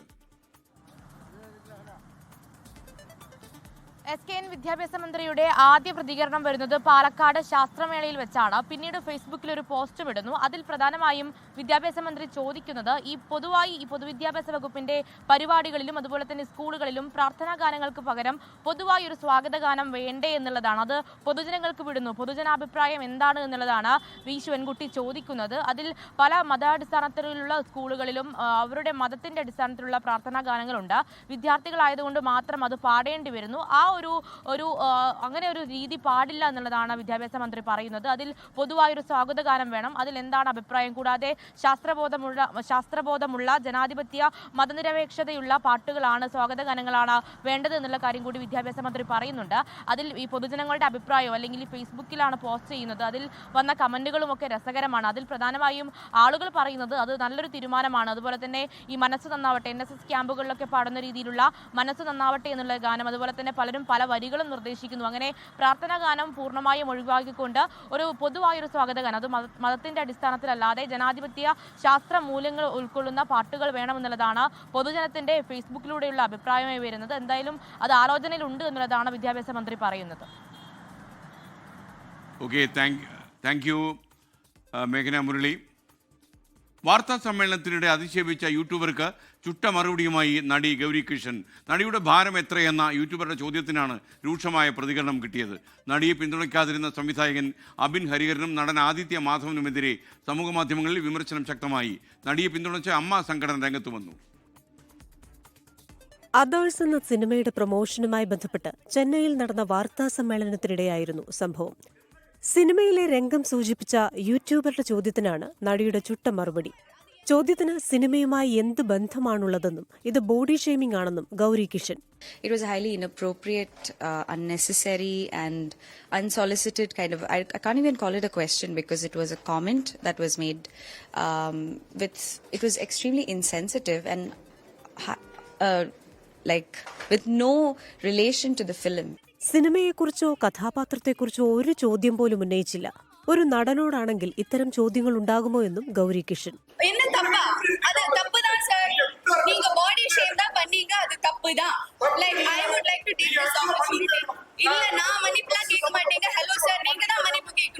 എന്നാൽ ചോദ്യത്തെ യൂട്യൂബർ ന്യായീകരിച്ചു. നടിയെ പിന്തുണയ്ക്കാതെ നിശബ്ദരായിരുന്ന ചിത്രത്തിന്റെ അണിയറ പ്രവർത്തകർക്ക് നേരെയും വിമർശനമുയരുന്നുണ്ട്. ഗൗരിയെ പിന്തുണച്ച് ഗായിക ചിന്മയി ഉൾപ്പെടെ നിരവധി പേർ രംഗത്തെത്തി. ആരാണെങ്കിലും എവിടെയാണെങ്കിലും ബോഡി ഷെയ്മിംഗ് തെറ്റാണെന്നും ഗൗരിക്കൊപ്പമൊന്നും അമ്മ സംഘടന വ്യക്തമാക്കി. 24 ഡൽഹി. എറണാകുളം ചളിക്കവട്ടത്ത് ഗൂണ്ടാപ്പിരിവ് നൽകാത്തതിന്റെ പേരിൽ യുവാവിനെ വെട്ടിപ്പരിക്കേൽപ്പിച്ചു. പാൻ മസാല വിൽപ്പനക്കാരനാണ് ഈ പരിക്കേറ്റത്. സംഭവത്തിൽ പ്രതികളെ തിരിച്ചറിഞ്ഞതായി പാലാരിവട്ടം പോലീസ് അറിയിച്ചു. ജില്ലയിൽ തട്ടുകടകളിലും ഗൂണ്ടാപ്പിരിവ് വ്യാപകമാണ്. ശ്യാംകുമാർ കൊച്ചിയിൽ നിന്ന് ചേരുന്നു. ശ്യാംകുമാർ, വിവരങ്ങൾ. SKN പാലാരിവട്ടം ചളിക്കവട്ടത്തിന് സമീപത്താണ് ഈ പാൻ മസാല വിൽക്കുന്ന അസം സ്വദേശിയായ ഒരു യുവാവിനെ, 19 വയസ്സുള്ള യുവാവിനെ വെട്ടിപ്പരിക്കേൽപ്പിച്ചിരിക്കുന്നത്. ഇയാളുടെ പേര് മിജാനൂർ ഹുസൈൻ എന്നുള്ളതാണ്. ഗുണ്ടാപിരിവ് ചോദിച്ച ഒരു സംഘം അവിടെ എത്തിയിരുന്നു. 500 രൂപ ഇയാൾ നൽകുകയും ചെയ്തു. കൂടുതൽ പണം വേണമെന്നാവശ്യപ്പെട്ടപ്പോൾ ഇതിന് വിസമ്മതിച്ചതോടെയാണ് രണ്ടംഗ സംഘത്തിൽ ഒരാൾ ഇയാളെ മർദ്ദിക്കുകയും കൂടെയുണ്ടായിരുന്നയാൾ കയ്യിലുണ്ടായിരുന്ന കത്തി ഉപയോഗിച്ച് വെട്ടാനായി വീശുകയും ചെയ്തത്. ഇത് വയറിന്റെ ഭാഗത്താണ് ഈ വെട്ട് കൊണ്ടിരിക്കുന്നത്. ഇയാളെ ആശുപത്രിയിൽ പ്രവേശിപ്പിച്ചിട്ടുണ്ട്. ഈ പ്രദേശങ്ങളിൽ വ്യാപകമായി ഗുണ്ടാപ്പിരിവ് നടക്കുന്നു എന്നുള്ളതാണ് പോലീസിന് ലഭിച്ചിരിക്കുന്ന വിവരം. പക്ഷേ പരാതിയുമായി ആരും പോലീസിൽ എത്തുന്നില്ല. കാരണം പേടിച്ചാണ് ആളുകൾ എത്താത്തത്. പക്ഷേ ഇന്നലെ നടന്ന സംഭവം കൊലപാതക ശ്രമമായതോടെ ഈ വിവരം പോലീസിൽ അറിയുകയായിരുന്നു. പ്രതികളെ പോലീസ് തിരിച്ചറിയുകയും ചെയ്തിട്ടുണ്ട്. 2 പേരാണ് ഈ കേസിലെ പ്രതികൾ. അവരെ ഉടൻ അറസ്റ്റ് ചെയ്യുമെന്നുള്ളതാണ് പോലീസ് അറിയിച്ചിരിക്കുന്നത്. കൊച്ചി നഗരത്തിലെ ഏറ്റവും പ്രധാനപ്പെട്ട ഭാഗത്താണ് ഈ തെരുവ് കച്ചവടക്കാരെ കേന്ദ്രീകരിച്ച് ഗുണ്ടാപിരിവ് സജീവമാകുന്നത്. SKN. ഓക്കെ, ശ്യാംകുമാറാണ് വിവരങ്ങൾ നൽകിയത്. പ്രേക്ഷകർ ഓർമ്മിക്കുക, പാൻ മസാല വിൽപ്പന കേരളത്തിൽ നിരോധിച്ചിട്ടുണ്ട്. ഇത്തരം സാധനങ്ങളുടെ വിൽപ്പന നിയമപരമായ ഇടപെടലിലൂടെ ഇല്ലാതാക്കുകയാണ് വേണ്ടത്. അതേസമയം ഗൂണ്ടാപിരിവും നിയമവിരുദ്ധമാണ്. ഇത് രണ്ടും അപലഷണീയമല്ല എന്നുള്ളതാണ് നമ്മുടെ ചിന്ത. കൊച്ചിയിൽ നടക്കുന്ന മെഗാ കേബിൾ ഫെസ്റ്റിന് 2ാം ദിവസമായി ഇന്ന് ബ്രോഡ്കാസ്റ്റ് ലീഡേഴ്സ് ടോക്ക് സംഘടിപ്പിച്ചു. ഇന്നലെ ആരംഭിച്ച മെഗാ കേബിൾ ഫെസ്റ്റിൽ വിവിധ വിഷയങ്ങളുള്ള സെമിനാർ സെക്ഷനുകളും ഒരുക്കിയിട്ടുണ്ട്. ബ്രോഡ്കാസ്റ്റിംഗ് രംഗത്തെ പുതിയ ചലനങ്ങളെ നിരീക്ഷിക്കുകയും വിലയിരുത്തുകയും ചെയ്യുക എന്ന ലക്ഷ്യത്തോടെയാണ് ബ്രോഡ്കാസ്റ്റ് ലീഡേഴ്സ് ടോക്ക് സംഘടിപ്പിച്ചത്. വരും കാലങ്ങളിൽ ടെലിവിഷൻ രംഗം വലിയ രീതിയിലുള്ള വെല്ലുവിളികൾ നേരിടേണ്ടി വരുമെന്നും ഇതെല്ലാം മുൻപിൽ കണ്ടുവേണം മുന്നോട്ട് പോകേണ്ടതെന്നും 24 chief editor R Sreekandan Nair പറഞ്ഞു. അപ്പോൾ ഈ പ്രക്ഷേപണ കാലം കുറച്ചുകൂടെ നമ്മൾ ആഴത്തിൽ പഠിക്കേണ്ട സമയമായി എന്നും, അതുമാത്രമല്ല പ്രക്ഷേപണ ലോകം പുതിയ പുതിയ ശാസ്ത്ര സാധ്യതകളിലൂടെ മുന്നോട്ട് കുതിക്കുമ്പോൾ അതിനിടയിൽ പെട്ടുപോകുന്ന മനുഷ്യർ ചതഞ്ഞരയുന്നു എന്ന യാഥാർത്ഥ്യം തിരിച്ചറിഞ്ഞുകൊണ്ടും നമുക്കൊരു പുതിയ ഒരു ബ്രോഡ്കാസ്റ്റ് സംസ്കാരം കേരളത്തിൽ ഉണ്ടാക്കാൻ കഴിയുമോ, അതിൻ്റെ വിന്യാസത്തിലും അതിൻ്റെ വിതരണത്തിലുമൊക്കെ നമുക്ക് കൊണ്ടുവരാൻ കഴിയുമെങ്കിൽ കുറേ കാലം കൂടി ഈ സ്ഥാപനത്തെ നമുക്ക് പിടിച്ചുകൊണ്ടു പോകാൻ കഴിയും. Kerala vision chairman K Govindan ചടങ്ങിൽ അധ്യക്ഷത വഹിച്ചു. ഉത്സവാത്മകമായ ഒരു അന്തരീക്ഷത്തിൽ കേബിൾ TV ഓപ്പറേറ്റർമാരുമായി ഉപഭോക്താക്കളുമായി സംവദിക്കുന്നുള്ള അവസരങ്ങളൊക്കെ ഉണ്ടാകാറുണ്ട്. ഇത്തരം അവസരങ്ങളിലൊക്കെ പ്രധാനമായും സാങ്കേതിക രംഗത്തുണ്ടാകുന്ന പൊതുവെയുള്ള മാറ്റങ്ങൾക്കൊപ്പം തന്നെ ബ്രോഡ്കാസ്റ്റിംഗ് രംഗത്തും മീഡിയ സെഗ്മെന്റിലും ഉണ്ടാകുന്ന വളരെ സൂക്ഷ്മമായ അവലോകനങ്ങൾ നടത്താൻ ഈ വേദികൾ ഉപയോഗിക്കാറുണ്ട്. അതുതന്നെയാണ് ഇന്നത്തെ ഈ ബ്രോഡ്കാസ്റ്റ് ലീഡേഴ്സ് ടാക്ക് എന്ന ഈ സെഷനിൽ ഞങ്ങൾ ഉദ്ദേശിക്കുന്നത്.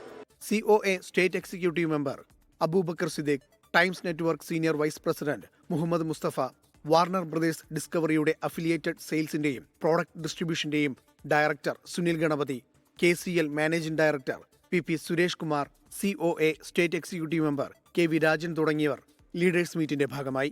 3 ദിവസം നീണ്ടു നിൽക്കുന്ന പരിപാടി നാളെ സമാപിക്കും. 24 കൊച്ചി. മറ്റൊരു വാർത്തയിലേക്ക്. പുരാവസ്തു സാമ്പത്തിക തട്ടിപ്പ് കേസിലെ പ്രതി മോൺസൺ മാവുങ്കലിന്റെ കൊച്ചി കലൂരിലെ വീട്ടിൽ മോഷണം നടന്നെന്ന് പരാതി. 20 കോടി രൂപയുടെ അമൂല്യ വസ്തുക്കൾ മോഷണം പോയതായി മോൺസന്റെ അഭിഭാഷകൻ പറഞ്ഞു. നോർത്ത് പോലീസ് അന്വേഷണം ആരംഭിച്ചു.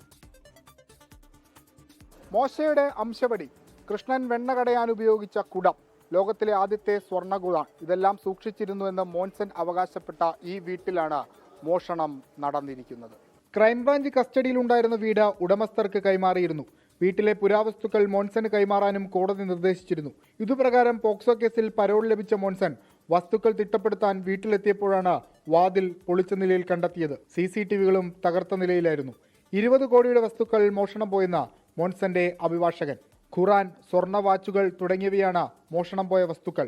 നേരത്തെ ക്രൈംബ്രാഞ്ച് കസ്റ്റഡിയിലുള്ളപ്പോഴും ഇതേ വീട്ടിൽ മോഷണം നടന്നിരുന്നു. കേസെടുത്ത് അന്വേഷണം നടത്തിയെങ്കിലും മോഷ്ടാക്കളെക്കുറിച്ച് വിവരം ലഭിച്ചില്ല. സമീപത്തെ CCTV കേന്ദ്രീകരിച്ചുള്ള അന്വേഷണത്തിലാണ് നോർത്ത് പോലീസ്. 24 കൊച്ചി. ഇന്ത്യൻ ഫുട്ബോളിൽ കടുത്ത പ്രതിസന്ധി. ISL നടത്തിപ്പിന് ആളില്ല. കൊമേഴ്സ്യൽ റൈറ്റ്സ് ടെൻഡറിൽ ആരും അപേക്ഷ നൽകിയില്ല. ഇതോടെ ISL ഇത്തവണ ഉണ്ടാകുമോ എന്ന പോലും ആശങ്ക വന്നിരിക്കുന്നു. അനിൽ വാസുദേവ് സ്പോർട്സ് ഡെസ്കിൽ നിന്നും ടെലിഫോണിൽ ചേരുന്നു. അനിൽ, വിവരങ്ങൾ പറയൂ. Good evening SKN. ISL നടത്തിപ്പ് ഉണ്ടാവില്ല, അല്ലെങ്കിൽ ISL ഇത്തവണ നടക്കില്ല എന്നുള്ള വലിയൊരു ആശങ്കയാണ് ഇപ്പോൾ വന്നു ചേർന്നിരിക്കുന്നത്. കാരണം ISL നടത്തിപ്പുമായി ബന്ധപ്പെട്ട അതിന്റെ കൊമേഴ്ഷ്യൽ റൈറ്റ്സുമായിട്ടുള്ള ടെൻഡർ സമർപ്പിക്കാനുള്ള അവസാന തീയതി ഇന്നായിരുന്നു. പക്ഷേ ഒറ്റ ഒരാൾ പോലും ഇതിന് ബിഡ് ചെയ്തിട്ടില്ല എന്നുള്ള വിവരമാണ് അഖിലേന്ത്യാ ഫുട്ബോൾ ഫെഡറേഷൻ തന്നെ ഇപ്പോൾ പ്രസ്താവനയിലൂടെ അറിയിക്കുന്നത്. ഇതോടുകൂടി ഈ സീസൺ നേരത്തെ തന്നെ തുടങ്ങേണ്ടതാണ്. പക്ഷേ വൈകിയെങ്കിലും ഡിസംബറിൽ തുടങ്ങുമെന്നായിരുന്നു പ്രതീക്ഷിച്ചത്. പക്ഷേ അതുപോലും ഉണ്ടാകില്ല എന്ന തരത്തിലാണ് വരുന്നത്. അങ്ങനെയെങ്കിൽ ഇന്ത്യയുടെ 1ാം ഡിവിഷൻ ലീഗ് നടന്നില്ലെങ്കിൽ ഇന്ത്യൻ ഫുട്ബോളിന് അത് സംബന്ധിച്ചിടത്തോളം വലിയ തിരിച്ചടി തന്നെയാണ് ഉണ്ടാവുന്നത്. ഇപ്പോൾ തന്നെ സൂപ്പർ കപ്പ് നടത്തുന്നത് തന്നെ ISL ഡിസംബറിലെങ്കിലും തുടങ്ങാനാവുമെന്ന ഒരു ഉറപ്പ് ക്ലബ്ബുകൾക്ക് നൽകിയത് കൊണ്ട് മാത്രമാണ് വീണ്ടും താരങ്ങളെ കൊണ്ടുവരികയും അവരെയൊക്കെ തന്നെ വിദേശ താരങ്ങളെ അടക്കം കൊണ്ടുവന്ന് കളിക്കാൻ തീരുമാനമായത്. ഈ ഒരു തീരുമാനം വന്നതോടുകൂടി ഇപ്പോൾ തന്നെ മോഹൻ ബഗാൻ അടക്കമുള്ള ക്ലബ്ബുകൾ പരിശീലനം നിർത്തിവെക്കാൻ തീരുമാനമായിട്ടുള്ള റിപ്പോർട്ടുകളൊക്കെ വരുന്നുണ്ട്. എന്തായാലും ഒരാഴ്ചയ്ക്കകം ഇക്കാര്യത്തിലൊരു തീരുമാനം എടുക്കുമെന്ന തരത്തിലാണ് ഇപ്പോൾ അഖിലേന്ത്യാ ഫുട്ബോൾ ഫെഡറേഷന്റെ ഈ വാർത്താക്കുറിപ്പിൽ പറയുന്നത്. എന്തായാലും ഒരാഴ്ച കൂടി കാത്തിരിക്കാം. എന്തെങ്കിലും ഒരു പരിഹാരം ഉണ്ടായിട്ടില്ലെങ്കിൽ ഒരു വലിയ തിരിച്ചടി തന്നെയാണ് ഇന്ത്യൻ ഫുട്ബോളിന് സംഭവിക്കാൻ പോകുന്നത്. SK. ലോകത്തെവിടെയായാലും ഏത് സമയത്തും 24 വാർത്തകളും ഓഗ്മെന്റഡ് റിയാലിറ്റി പാക്കേജുകളും എക്സ്പ്ലെയിനറുകളും വിശദമായി കാണാൻ ഞങ്ങളുടെ YouTube ചാനൽ നിങ്ങൾക്ക് സബ്സ്ക്രൈബ് ചെയ്യാം.